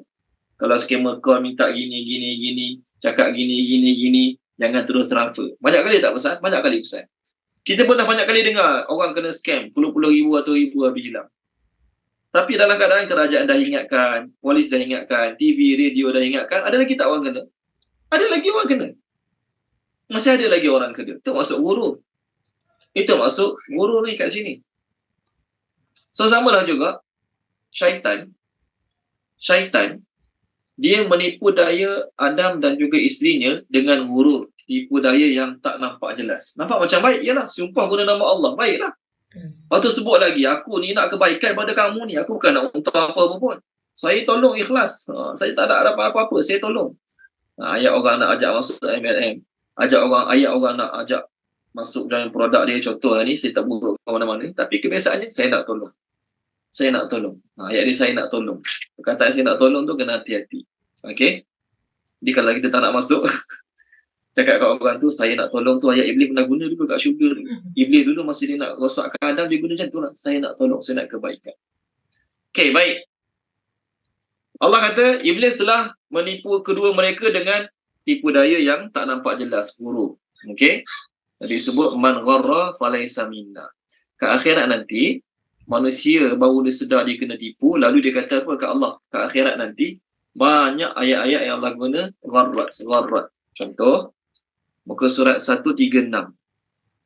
136, boleh? Tolong baca 136 ayat 70. Ayat panjang baca sikit je. Saya nak tunjuk perkataan gharrat tu. Ada? Ayat apa? 70. 70, yes, 70. Tinggalkanlah orang-orang yang menjadikan agamanya sebagai permainan dan gurau senda. Dan mereka telah tertipu oleh kehidupan dunia. Okey, cukup. Mereka yang kena tipu dengan kehidupan dunia ni lah yang telah anggap agama ni tak penting. Orang yang tertipu dengan kehidupan dunia ni lah yang anggap agama ni tak penting. Yang anggap macam permainan senda gurau. Ada tak apa, tak ada pun tak apa. Amal boleh, tak amal pun boleh. Rasa nak amal, rasa nak sembahyang, rasa nak tak apa, permainan senda gurau. Ada masa nak main, tak nak main, tak payah main. Benda gurau. Jadi orang yang anggap agama ni macam senda gurau, abang permainan, tak penting pun, maka orang ni sebenarnya telah tertipu dengan kehidupan dunia. Ahli neraka nanti, dia minta minuman ahli syurga. Ahli syurga kata, tak boleh, Allah tak bagi. Maka Allah beritahu, mereka ni tertipu dengan kehidupan dunia. Tolong baca Puan Ira, muka surat 156. Muka surat 156 ayat 50-51. Ini yang saya kata tadi, ahli neraka minta makanan dan minuman pada ahli syurga. Macam mana tak tahu. Okey, tak perlu masuk. Adakah orang ahli neraka ni kena masuk syurga dulu minta minuman ahli syurga? Wahai ahli syurga, kami datang pada neraka, boleh air secawan? Tak ada. Sebagaimana ahli neraka boleh minta air makanan ahli syurga tanpa perlu masuk, macam itulah juga iblis boleh hasut syaitan, iblis hasut syaitan pula dah. Iblis hasut Nabi Adam dari sini tanpa perlu masuk dalam syurga. Okey, sorry. Page 156 ayat 50-51. Tolong baca, Puan Ira. Para penghuni neraka menyeru para penghuni syurga, tuangkanlah sedikit air kepada kami atau rezeki apa sahaja yang telah dikurniakan Allah kepadamu. Mereka menjawab, sungguhnya Allah telah mengharamkan kedua-duanya bagi orang-orang kafir, iaitu orang-orang yang menjadikan agamanya sebagai permainan dan gurau senda, dan mereka telah tertipu oleh kehidupan dunia. Maka pada hari kiamat ini kami melupakan mereka sebagaimana mereka dahulu melupakan pertemuan hari ini, dan kerana mereka mengingkari ayat-ayat kami. Terima kasih Puan Ira. Poin saya apa dia? Wa gharrathumul hayatud dunya. Mereka yang masuk neraka yang tak dapat makanan minuman tadi, Allah kata mereka jadikan agama tu permainan senda gurau, dan mereka telah tertipu oleh kehidupan dunia. Dunia ni Allah dah kata ujian duk sibuk kejar juga. Sampai tak ada masa nak semayang, sampai ambil halal haram, janji dapat banyak mana mereka nak, mereka dapat. Okey, baik. Lalu Allah kata, setelah syaitan menipu mereka berdua, tak sekala zaqa, kedua-dua mereka merasakan. Di ayat ni nak tunjuk bahawasanya mereka bukan makan banyak. Walaupun ayat tadi surah Taha, Allah kata fa'akala, lalu mereka berdua makan. Makan buah tersebut banyak mana makan? Makan seketul habis ke? Kalau buah apple tu sebiji apple habis ke? Kalau maksudnya gandum, satu roti tu habis ke? Ayat ni nak tunjuk zaqa, kedua-dua mereka makan.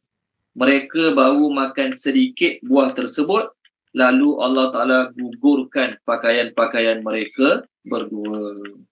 Allah gugurkan pakaian-pakaian mereka berdua, lalu nampaklah aurat mereka berdua. Kalau terbuka, pakaian terbuka biasa. Contoh, minta maaf banyak, kita bukan nak cerita berapa malam, terbuka, kain pelekat terlondek. Angkatlah balik.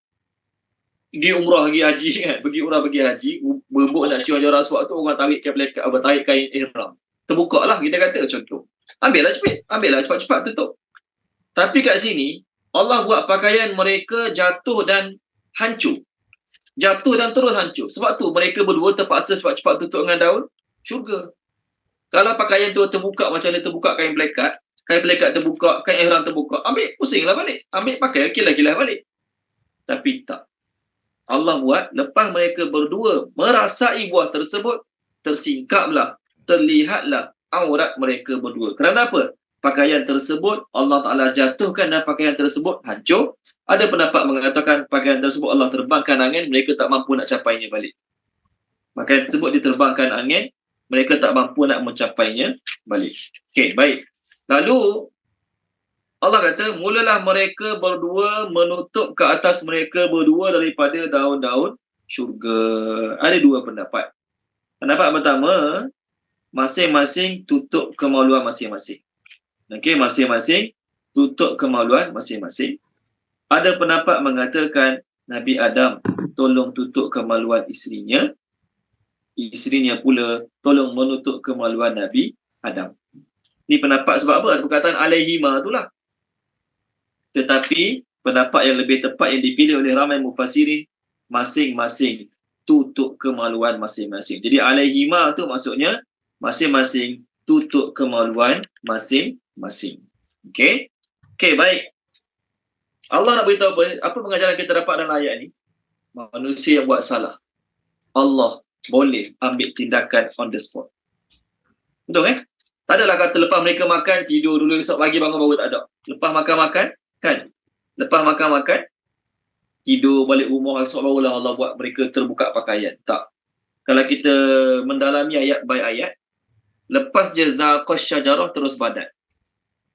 Tidak ada fa, tidak ada wa. Saya tulislah kat skrin lebih kurang. Saya tulis kat skrin ayat kita sekarang ni. Ayat yang diterjemahkan tadi oleh Tuan Haji Ahmad Razali. Allah kata apa ayat kita sekarang? Zaqa, mereka berdua merasakan asyajarah, pokok tu, pohon larangan tu, kan? Okey, pohon larangan tu, mereka berdua merasakan pohon larangan tu. Lepas perkataan syajarah ni tidak ada fa, tak ada fa, tak ada wa. Kalau terjemah fa maka, kalau terjemah wa dan. Tak ada. Lepas zaqa syajarah terus perkataan badat. Ternampaklah, terzahirlah aurat mereka berdua. Jadi bila tak ada wa, tak ada fa, maksudnya apa dia? Immediately, terus. Tidak ada renggang masa, tidak ada gap masa. Kalau ada wa, ada fa, dia boleh jadi ambil masa. Ambil masa macam mana? Makan dulu buah tu, makan, balik tidur, bangun-bangun barulah tak ada pakaian. Itu kalau ada masa. Sekarang tidak ada masa. Bila tidak ada fa dan tidak ada wa, maknanya lepas makan, sejurus selepas makanan kena lidah dan mereka merasakan buah tersebut.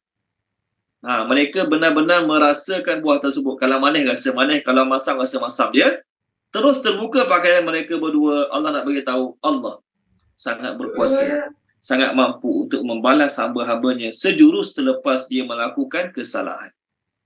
Ni Allah boleh buat pada Nabi Adam. Tak ada kena tunggu seminggu dulu baru Allah bagi balasan. Tetapi kerana rahmat Allah, kasih sayang Allah hari ni, kita dan ramai lagi manusia buat macam-macam dosa, Allah masih lagi belum memberi pembalasan. Kerana apa? Kasih sayang Allah Subhanahu wa ta'ala. Ada orang panggil pokok tu pokok khuldi, Ustaz, pokok khuldi. Cakap kat dia, yang bagi nama pokok tu khuldi adalah syaitan. Iblis yang bagi nama pokok tu pokok khuldi. Tadi page 320 tadi, surah Taha tadi, sorry ambil masa sikit, 320. Tolong baca Puan Rusnani, 320. Ni, syaitan yang bagi nama pokok tu syajaratil khuldi. Iblis yang bagi nama. Maksud pokok khuldi bukan nama buah tu buah khuldi. Kita panggil buah khuldi, buah khuldi. Buah khuldi, mana ada buah khuldi? Buah apa buah khuldi? 320, surah ayat 120. Syajaratil khuldi. Tolong baca Puan Rosnani boleh. Tree of Eternity. Ada Puan Rosnani? 320 ayat 120.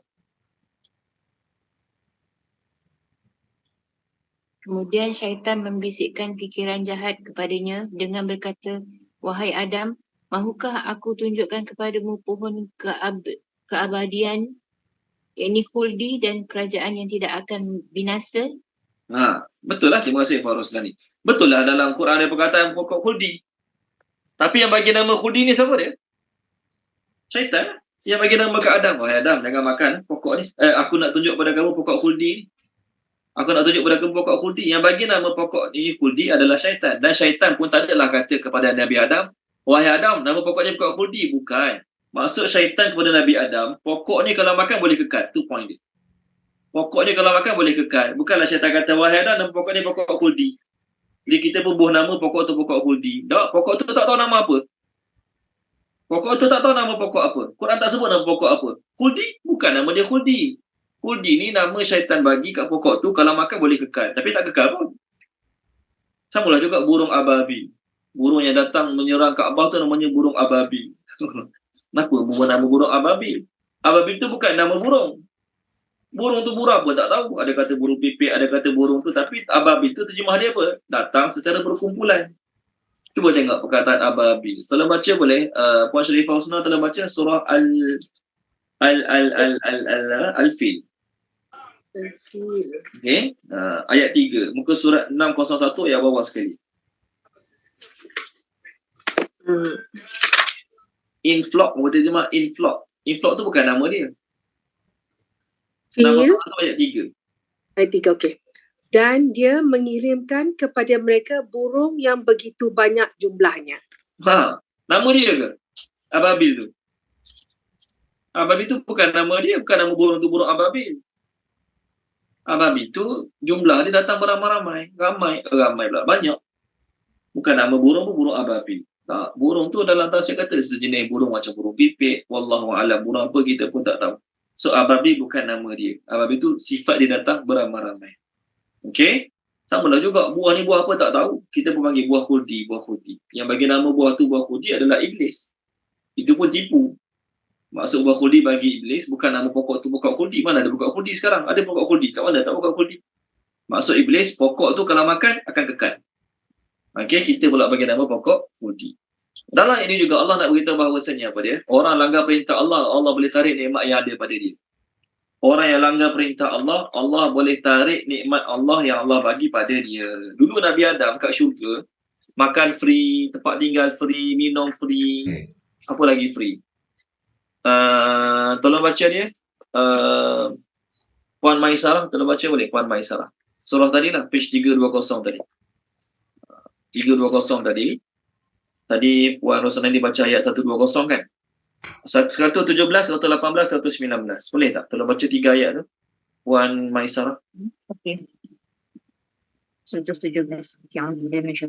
Dan ingatlah ketika kami berfirman kepada para malaikat, sujudlah kamu kepada Adam, lalu mereka pun sujud kecuali iblis. Dia menolak. 117. Kemudian kami berfirman, wahai Adam, sungguh ini dalam kurungan iblis musuh bagimu dan bagi isterimu. Maka sekali-kali jangan sampai dia mengeluarkan kamu berdua dari syurga, nanti kamu celaka. 118. Sungguh ada jaminan untukmu di sana. Engkau tidak akan kelaparan dan tidak akan teranjang. Okay, nampak? Terima kasih. Satu lagi. 119. Dan sungguh di sana engkau tidak akan merasa dahaga dan tidak akan ditimpa panas matahari. Okey, terima kasih Puan. Dalam syurga, tak akan kelaparan, tak akan bertelanjang. Maksudnya makan free, pakaian free. Begitu juga kau tak akan dahaga dan kau tak akan kena panas terik dalam syurga. Nikmat Allah tak? Nikmat Allah. Tapi bila langgar je perintah Allah, satu perintah Allah dilanggar, Allah boleh tarik nikmat. Ada tak orang-orang yang dia mungkin kerjaya dia bagus? Ya, dari sudut kerjaya dia bagus lah. Tapi kena tangkap, ada kes tu, ada kes ni. Di kerja kerajaan contoh ni, kerja kerajaan gaji dia mewah, pangkat dia tinggi. Tiba-tiba kena tangkap kira rasuah. Maka habis lah. Dia kena turun pangkat ataupun kena buang kerja. Kerana kesalahan yang dia buat, nikmat yang Allah bagi pada dia sebelum ni habis, ditarik balik. So, samalah juga pengajaran Allah nak bagi. Sebelum ni Nabi Adam kat syurga, free. Makan free, minum free, tempat tinggal free, tak kena pakaian pun free. Tapi oleh kerana buat apa yang Allah Ta'ala tak bagi buat, Allah Ta'ala gugurkan, Allah Ta'ala tarik balik nikmat-nikmat tersebut daripada Nabi Adam. Sama sebagaimana orang Mekah. Orang Mekah dulu, Allah bagi dia kemewahan. Makan mewah, aman. Tapi bila kufur nikmat Nabi, Allah tukar nikmat tersebut menjadi kesengsaraan. Tolong baca Puan Nurani, boleh Puan Nurani? Page 280 ayat 112. 280 ayat 112. 380 ya Ustaz? 280. Surah An-Nahl ayat 112. 280 ayat 117. Bismillahirrahmanirrahim. Berdusta terhadap Allah itu adalah kesenangan yang sedikit dan mereka akan menderita dengan azab yang berat. 280 ayat 112. Pelik bunyi dia. Oh, okey. Salah. 112. 112, okey. Bismillahirrahmanirrahim. Dan Allah memberikan perumpamaan. Suatu penduduk negeri yang aman tenteram, rezekinya datang melimpah ruah dari segala tempat. Tetapi mereka memungkiri nikmat Allah, tidak bersyukur. Maka Allah menimpakan kepada mereka bahaya kelaparan dan ketakutan lantaran perbuatan mereka yang tidak berterima kasih itu. Okey. Terima kasih Puan Nurani. Allah kata dulu kami bagi mereka aman. Makanan datang abundance pada mereka. Tapi mereka pilih nak kufur pada Nabi Muhammad, Allah tarik. Allah buat mereka rasa takut. Allah buat mereka rasa lapar. Kerana apa? Tidak bersyukur terhadap nikmat Allah bagi pada mereka. Kita pun sama.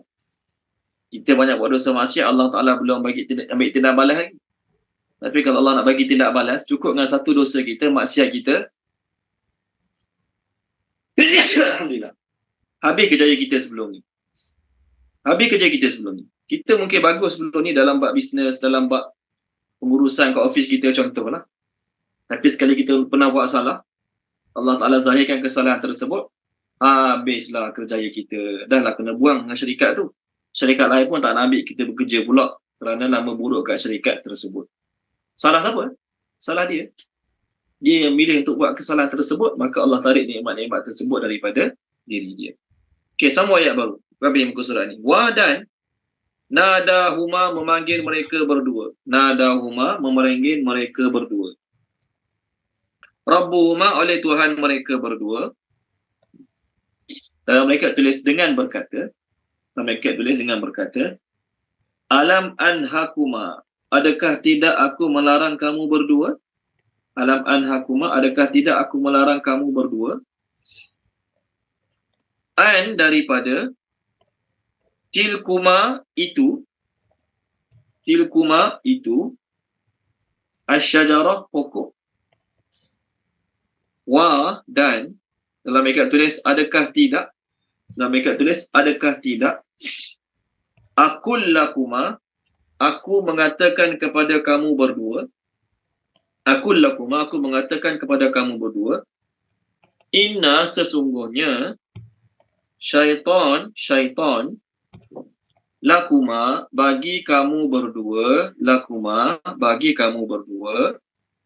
aduun musuh, mubin yang nyata. Okey, tolong terjemahkan dia. Puan Norizan, tolong terjemah oleh Puan Norizan. Ayat 22, perkara ayat 22 ni. Baik. Bukankah aku telah melarang kamu daripada pohon itu dan aku telah mengatakan bahawa sesungguhnya syaitan itu adalah musuh yang nyata bagi kamu berdua. Okey, terima kasih Puan Norizan. Sebelum kita bincang kata-kata Allah pada Nabi Adam dan isterinya ni, Nabi Adam bersalah ke tak bersalah? Nabi Adam bersalah ke tak bersalah? Baik, kita tengok page 320 balik. Tolong baca Tuan Haji Ahmad Razali boleh? Page 320, ayat 115 dengan ayat 121. Boleh tak baca dua ayat? 320, ayat 115 dan ayat 121. Dan sesungguhnya telah kami perintahkan Nabi Adam dahulu, yakni untuk tidak makan buah kayu khuldi, tetapi ia lupa dan tidak kami lihat padanya kemahuan yang kuat. Salah ke tak bersalah? Tuan Haji Ahmad Razali, bersalah ke tak bersalah?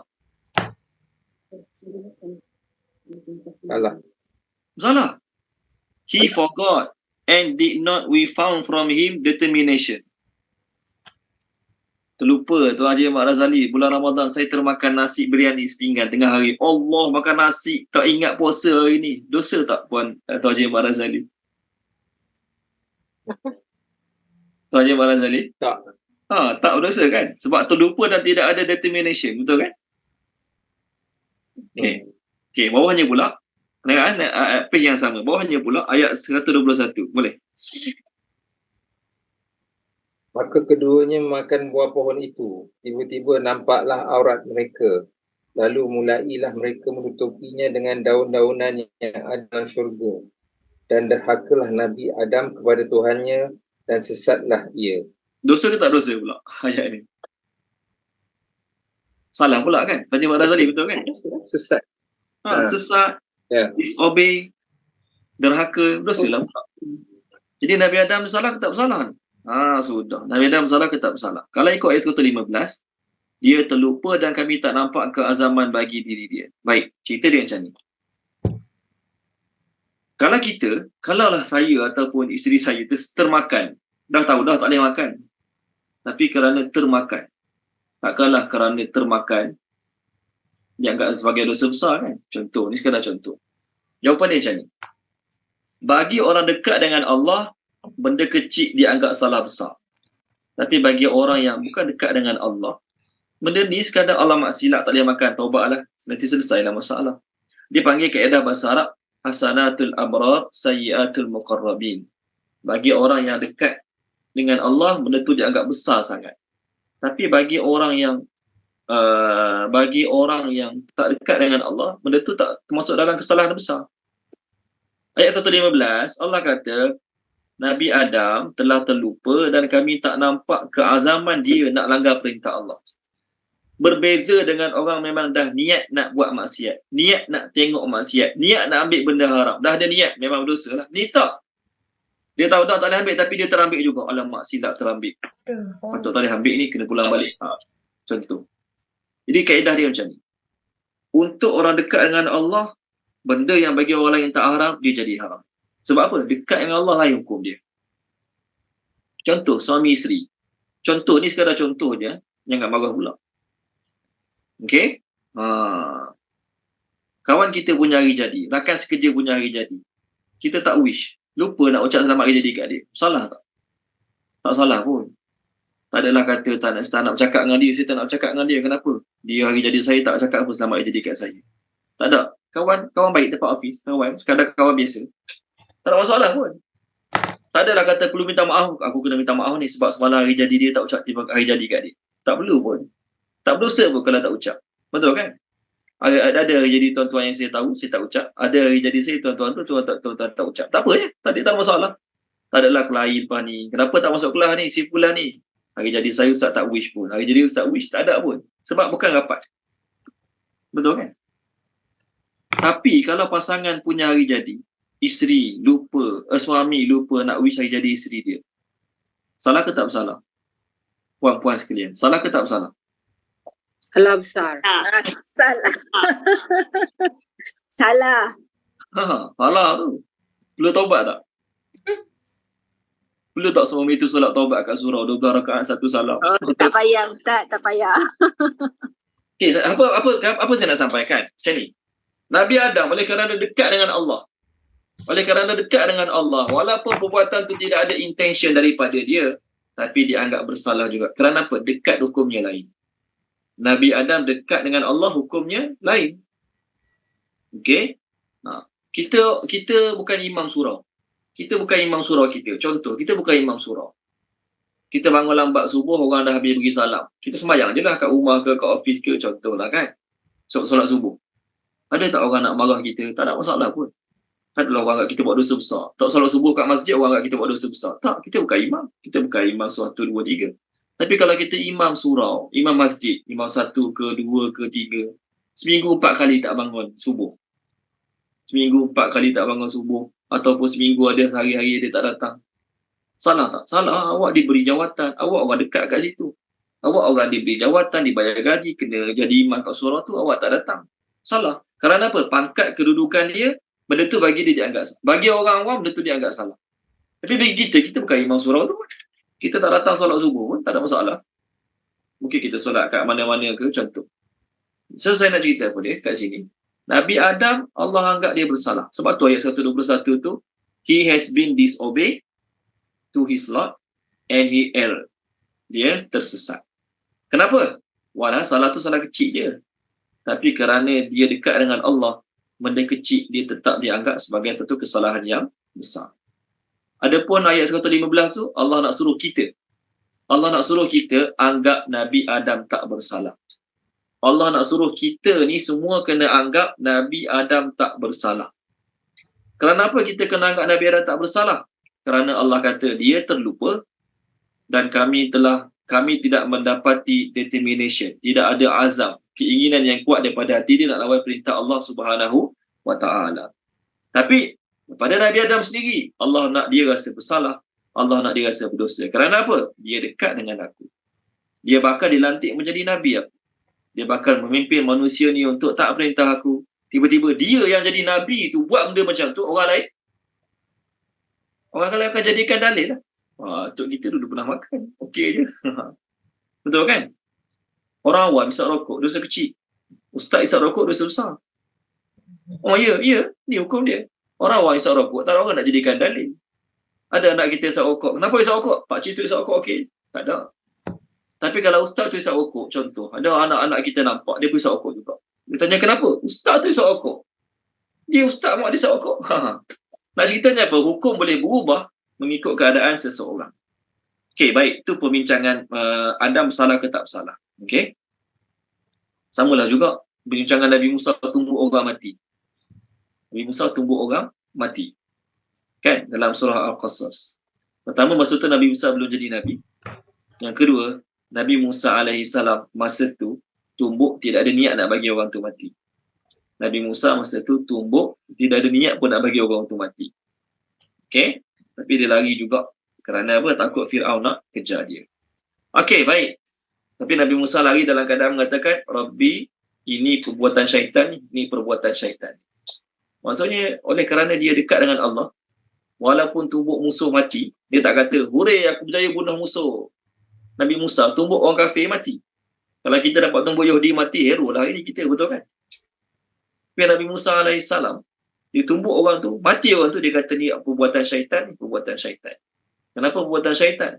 Orang tu aku belum dakwah daripada Allah, aku belum ajak daripada Allah, aku terus bunuh. Itu bukan amalan yang terbaik bagi seorang Nabi. Okey, baik. Walau kalau kita apa? Saya tak sengaja. Saya bukan nak bunuh dia pun. Penumbuk saya mungkin kuat sikit, kebetulan dia ada sakit kat kepala dia, kena tu penumbuk saya mati. Biar. Okay, Nabi Musa, lepas dia tumbuk orang, apa yang kata dia? Alang-alang dah cerita, buka muka surat. Tolong baca Puan Rohana boleh? Puan Rohana. Surah Al-Qasas. Cerita kisah Nabi Musa ni. Boleh buka surat.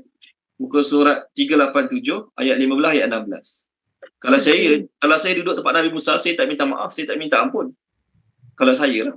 Ayat 15, ayat 16. 387, 15, 16. 387, 15, 16. Okey. Bismillahirrahmanirrahim. Dan dia, yakni Musa, masuk ke kota Memphis. Memphis ya Ustaz? Memphis, betul lah. Memphis boleh, tak kisah, sama je. Terus. Ketika penduduknya sedang leka, dia mendapati di dalam kota itu ada 2 orang lelaki sedang berkelahi. Seorang daripada golongan yakni Bani Israel dan seorang lagi daripada pihak musuhnya yakni Fir'aun. Orang yang daripada golongannya meminta pertolongan kepadanya untuk mengalahkan pihak musuh itu. Lalu Musa menumbuknya, maka matilah musuh itu tadi. Dia yakni Musa berkata, ini adalah perbuatan syaitan. Sesungguhnya dia syaitan itu adalah musuh yang jelas menyesatkan. Terus. Dia yakni Musa berdoa, ya Tuhanku, sesungguhnya aku telah menzalimi diriku sendiri, maka ampunkanlah aku. Maka dia yakni Allah mengampunkannya. Sesungguhnya Allah dialah yang maha pengampun lagi maha penyayang. Kalau Puan Rohana duduk tempat Nabi Musa, dia minta maaf tak? Puan Rohana duduk tempat tu, dia minta maaf tak pada Allah? Sekadar tanyalah Puan Rohana. Buat apa nak minta maaf? Memang tu jahat. Saya pun sama. Betul kan? Kita bukan nak bunuh dia, kita nak tolong kawan kita tu. Dia minta tolong. Kalau niat nak bunuh, Nabi Musa ambil pedang ke, panah ke, pisau ke, jolok kat leher dia. Itu dia nak bunuh. Dia bagi penumbuk ke. Kalau lelaki bunuh, dia bagi bunuh tanpa niat. Biasanya kena tumbuk tak mati, paling kuat pensan. Tapi penumbuk dia power, mati. Contohlah. Lalu dia doa, dia bukan sekadar minta, dia bukan sekadar rasa bersalah pada Fir'aun dan kaum Fir'aun. Dia kata, ya Allah, aku telah menzalimi diri aku sendiri. Tumbuk orang sampai mati. Kerana apa rasa macam tu? Kerana dekat dengan Allah, perbuatan yang orang lain takkan minta maaf pun. Tak rasa bersalah pun.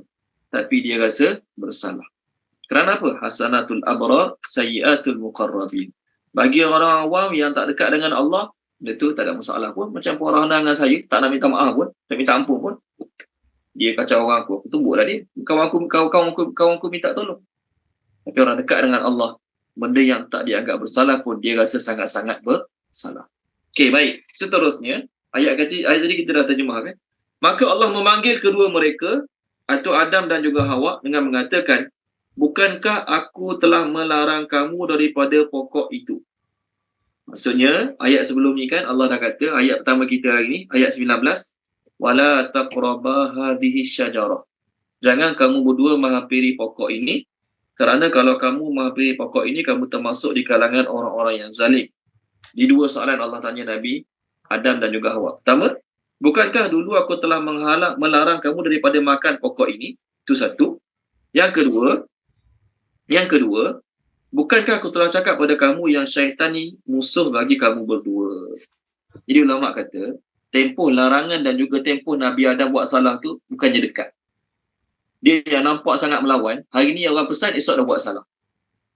Hari ni cikgu-cikgu pesan pada anak murid, pelajar-pelajar, lepas makan, jangan pergi main bola kat padang, tu dah masuk kelas. Hari ni pesan. Esok ada 2 buat pelajar yang dipesan tu, esok tu buat salah, nampak sangat nak melawan, nampak sangat nak ingkar perintah sekolah, perintah cikgu-cikgu. Betul kan? Tapi pelajar ni biasa, hari ni kita pesan, lepas 2-3 minggu ada balik buat perangai macam tu. Lepas bulan 2 ada balik buat perangai macam tu. Maksudnya tempoh pesan dengan tempoh dipesan, dengan tempoh dia buat salah tu ada masa. So Nabi Adam ni, kalau kita tengok ayat setelah Allah pesan dengan setelah syaitan wasakkan dia, ada tempoh masa tak? Ada tempoh masa. Apa dalil dia? Ayat tu ada tempoh masa. Fa. Ayat 19 kita, saya baca balik ayat 19 kita. Saya baca ayat 19 kita, page yang sama ni, page 152 ni. Wahai Adam, tinggallah kamu dan isteri kamu di syurga, makanlah kamu berdua apa saja dalamnya, jangan hampiri pokok ini, kamu akan jadi orang zalim. Fa. Fa berarti fa, maka. Jadi bila ada fa, maksudnya ada gap tempoh masa yang lama. Bukan pagi Allah pesan, petang tu Nabi Adam tu makan buah tersebut. Maksudnya bila dah lama, bila manusia dia dah lama, pesanan tu kadang-kadang terlupa. Apa yang dipesan tu kadang-kadang terlupa. Kat mana Allah pesan, wahai Adam, bukankah aku telah beritahu kamu bahawasanya syaitan tu musuh yang nyata. Maksudnya, masa syaitan tipu Nabi Adam, ayat 20 dan 21 tadi, syaitan kata, Allah tu tak bagi kamu makan sebab Allah tak nak kamu kekal dalam syurga, Allah tak nak kamu jadi malaikat dalam syurga ni. Dan aku bersumpah yang aku ni betul-betul nak kebaikan pada kamu. Nabi Adam tahu yang cakap tu Iblis. Dan Nabi Adam juga tahu yang sebelum ni Allah pernah pesan pada Nabi Adam, Iblis tu musuh bagi kamu berdua. Jadi dalam keadaan dia tahu Iblis tu musuh dia, dalam keadaan dia tahu Iblis tu akan memusuhi dia, sebagaimana Allah pesan dalam surah mana tadi? Inna syaitana lakum adu mubin, kan? Dalam surah surah Toha tadi ada ayat dia. Masih lagi berjaya ditipu oleh syaitan. Benda tu tak pelik pun. Kita manusia tahu tak syaitan tu musuh kita? Sangat-sangat tahu syaitan tu musuh kita. Tapi dalam keadaan tahu syaitan tu musuh kita, dalam keadaan kita tahu dunia ni menipu daya, kita tahu dunia ni menipu daya, syaitan tu musuh kita, dalam keadaan kita tahu, kita masih lagi tertipu dengan syaitan, kita masih lagi tertipu dengan kehidupan dunia. Bukan benda pelik pun. Ayat 117 tadi lah. Page 320, ayat 117, page 320, ayat 117, Allah kata, wahai Adam, syaitan ni musuh kamu dan musuh isteri kamu.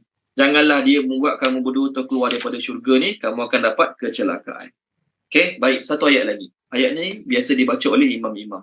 Qala rabbana zalamna anfusana wa illam taghfir lana wa tarhamna lanakunanna minal khasirin. Qala, mereka berdua berkata. Dia kat sini, nampak? Orang yang bila buat salah terhadap Allah SWT, dia tak fikir nak cari salah orang. Sebagaimana orang Kristian, dia kata Nabi Adam buat salah sebab isteri dia lah yang hasut dia makan buah apple tersebut. Ada dalam ayat kita ini, Nabi Adam salahkan isteri dia ke, isteri dia salahkan Nabi Adam? Tak ada. Masing-masing bila buat salah, takkan salahkan orang. Aku buat benda tu sebab dia ajak aku. Aku pergi karaoke berada. Aku pergi main judi semalam sebab dia ajak aku. Aku pergi minum arak semalam sebab dia ajak aku. Tak ada. Jangan salahkan orang. Perbuatan nak buat salah tu pilihan nak buat sendiri. So dalam ayat kita bincang ini, Allah kata kedua-dua mereka makan, kedua-dua mereka rasa makanan, tidak ada unsur Adam salahkan isteri dia ke, isteri dia salahkan dia, tak ada. Jadi qala, terjemah dia, kedua-dua mereka berdoa. Rabbana, wahai Tuhan kami, zalamna, kami telah menzalimi, anfusana, diri-diri kami, wa, dan, in, jika, lam, tidak, taghfir, engkau ampunkan, lana, bagi kami, wa, dan, dalam mereka tulis tidak, tarhamna, engkau merahmati kami. Maksudnya kalau kau tak ampunkan kami dan kalau kau tak merahmati kami, lanakunanna, nescaya kami akan menjadi. Lanakunanna, terjemah dia, nescaya kami akan menjadi min daripada al-khasirin, orang-orang yang rugi. Al-khasirin, orang-orang yang rugi. Okey, baik. Tolong terjemahkan dia. Puan Mai Zaitun, boleh ayat terakhir kita, Puan Mai Zaitun. Mereka berdua merayu, wahai Tuhan kami telah menganiaya diri kami sendiri, dan kalau engkau tidak mengampunkan kami dan memberi rahmat kepada kami, nescaya jadilah kami antara orang yang rugi. Okey, baik. Ayat ni merupakan tafsir, ayat 23 surah Al-A'raf ni merupakan tafsir kepada ayat, tengok muka surat 6. Tolong baca muka surat 6, tolong baca poin zaman ni, muka surat 6 ayat bawah sekali. Fatalaqqa Adamu min Rabbih kalimatin fataba alaih. Tu ayat dia. Ayat bawah sekali tu. Muka surat 6 ayat berapa tahu? Tolong baca poin zaman ni. Auzubillahi minasyaitonirrajim. Bismillahirrahmanirrahim. Kemudian Nabi Adam menerima melalui wahyu beberapa kalimah daripada Tuhannya, iaitu kata-kata pengakuan taubat, lalu diamalkannya. Maka Allah menerima taubatnya. Sesungguhnya Dia Allah Maha Penerima Taubat lagi Maha Penyayang. Okey, menerima kata-kata. Dia panggil talaqqa kan ayat tu. Ayat berapa tu Puan Zaman ni? Yang tak buka mana 37. Jadi muka surat ayat 37 ada perkataan fatalaqqa. Pernah dengar tak kelas talaki? Awak belajar apa tu hari Sabtu? Talaki. Biasa dengar kan? Talaki. Biasa. Yes, inilah talaki. Masa talaki apa dia? Guru baca dan boleh ikut. Wasyamsi, anak boleh ikut. Wasyamsi waduhaha, anak boleh ikut. Waduhaha tu talaki. Okey, maksudnya kata-kata dilafazkan oleh guru, anak murid ikut sebiji-sebiji. Itu dipanggil kelas talaqi. Okey, baik. Jadi kat sini, bila Allah kata talaqqa, Nabi Adam menerima lafaz tersebut. Maksudnya Allah ajar Nabi Adam sebiji-sebiji ayat-ayat. Lafaz-lafaz untuk minta ampun pada Allah Ta'ala. Sama ada Allah ajar direct ke ataupun Allah ajar melalui para malaikat ke, tak kisah. Yang penting ajaran tu daripada Allah Subhanahu Wa Ta'ala. Kenapa Allah ajar Nabi Adam lafaz ni? Kerana Allah mengetahui penyesalan daripada Adam, kerana Allah mengetahui rasa bersalah dan keinginan nak taubat tu ada dalam diri Adam, maka Allah ajar pada Nabi Adam ayat pertama yang patut dibaca kalau buat salah, ni ayat dia.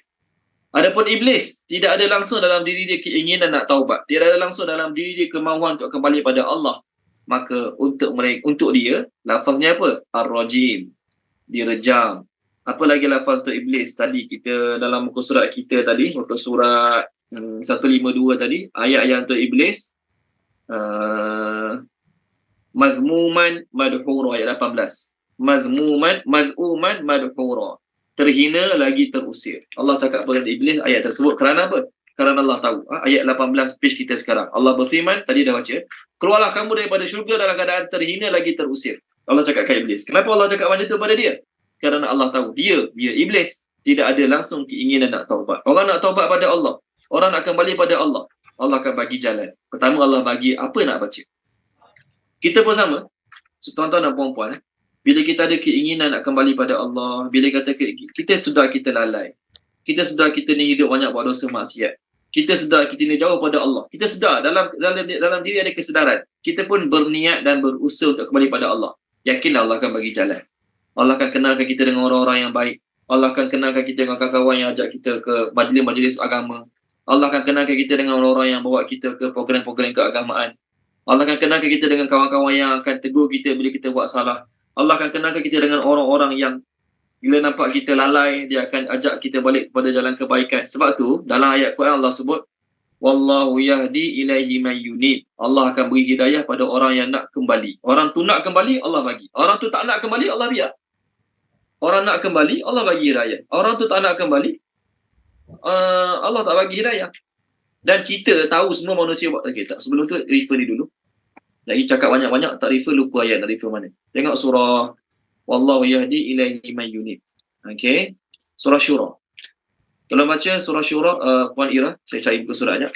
Ayat 13 ke 15 saya cari sekejap. Wallahu yahdi ilaihi man yunib. Allah akan beri hidayah kepada orang yang nak kembali pada Allah. Orang tu tak nak kembali walaupun dia tahu dia bersalah. Contoh iblis, Allah tak bagi hidayah. Muka surat 484. 484 ayat 13. 484 ayat 13. Boleh? Dia, iaitu Allah telah mensyariatkan kepadamu agama yang telah diwasiatkannya kepada Nabi Nuh AS dan apa yang telah kami wahyukan kepadamu Muhammad dan apa yang telah kami wasiatkan kepada Ibrahim, Musa dan Isa, iaitu tegakkanlah agama, iaitu keimanan dan ketakwaan, dan janganlah kamu berpecah belah di dalamnya. Sangat berat bagi orang-orang musyrik untuk mengikuti agama yang kamu serukan kepada mereka.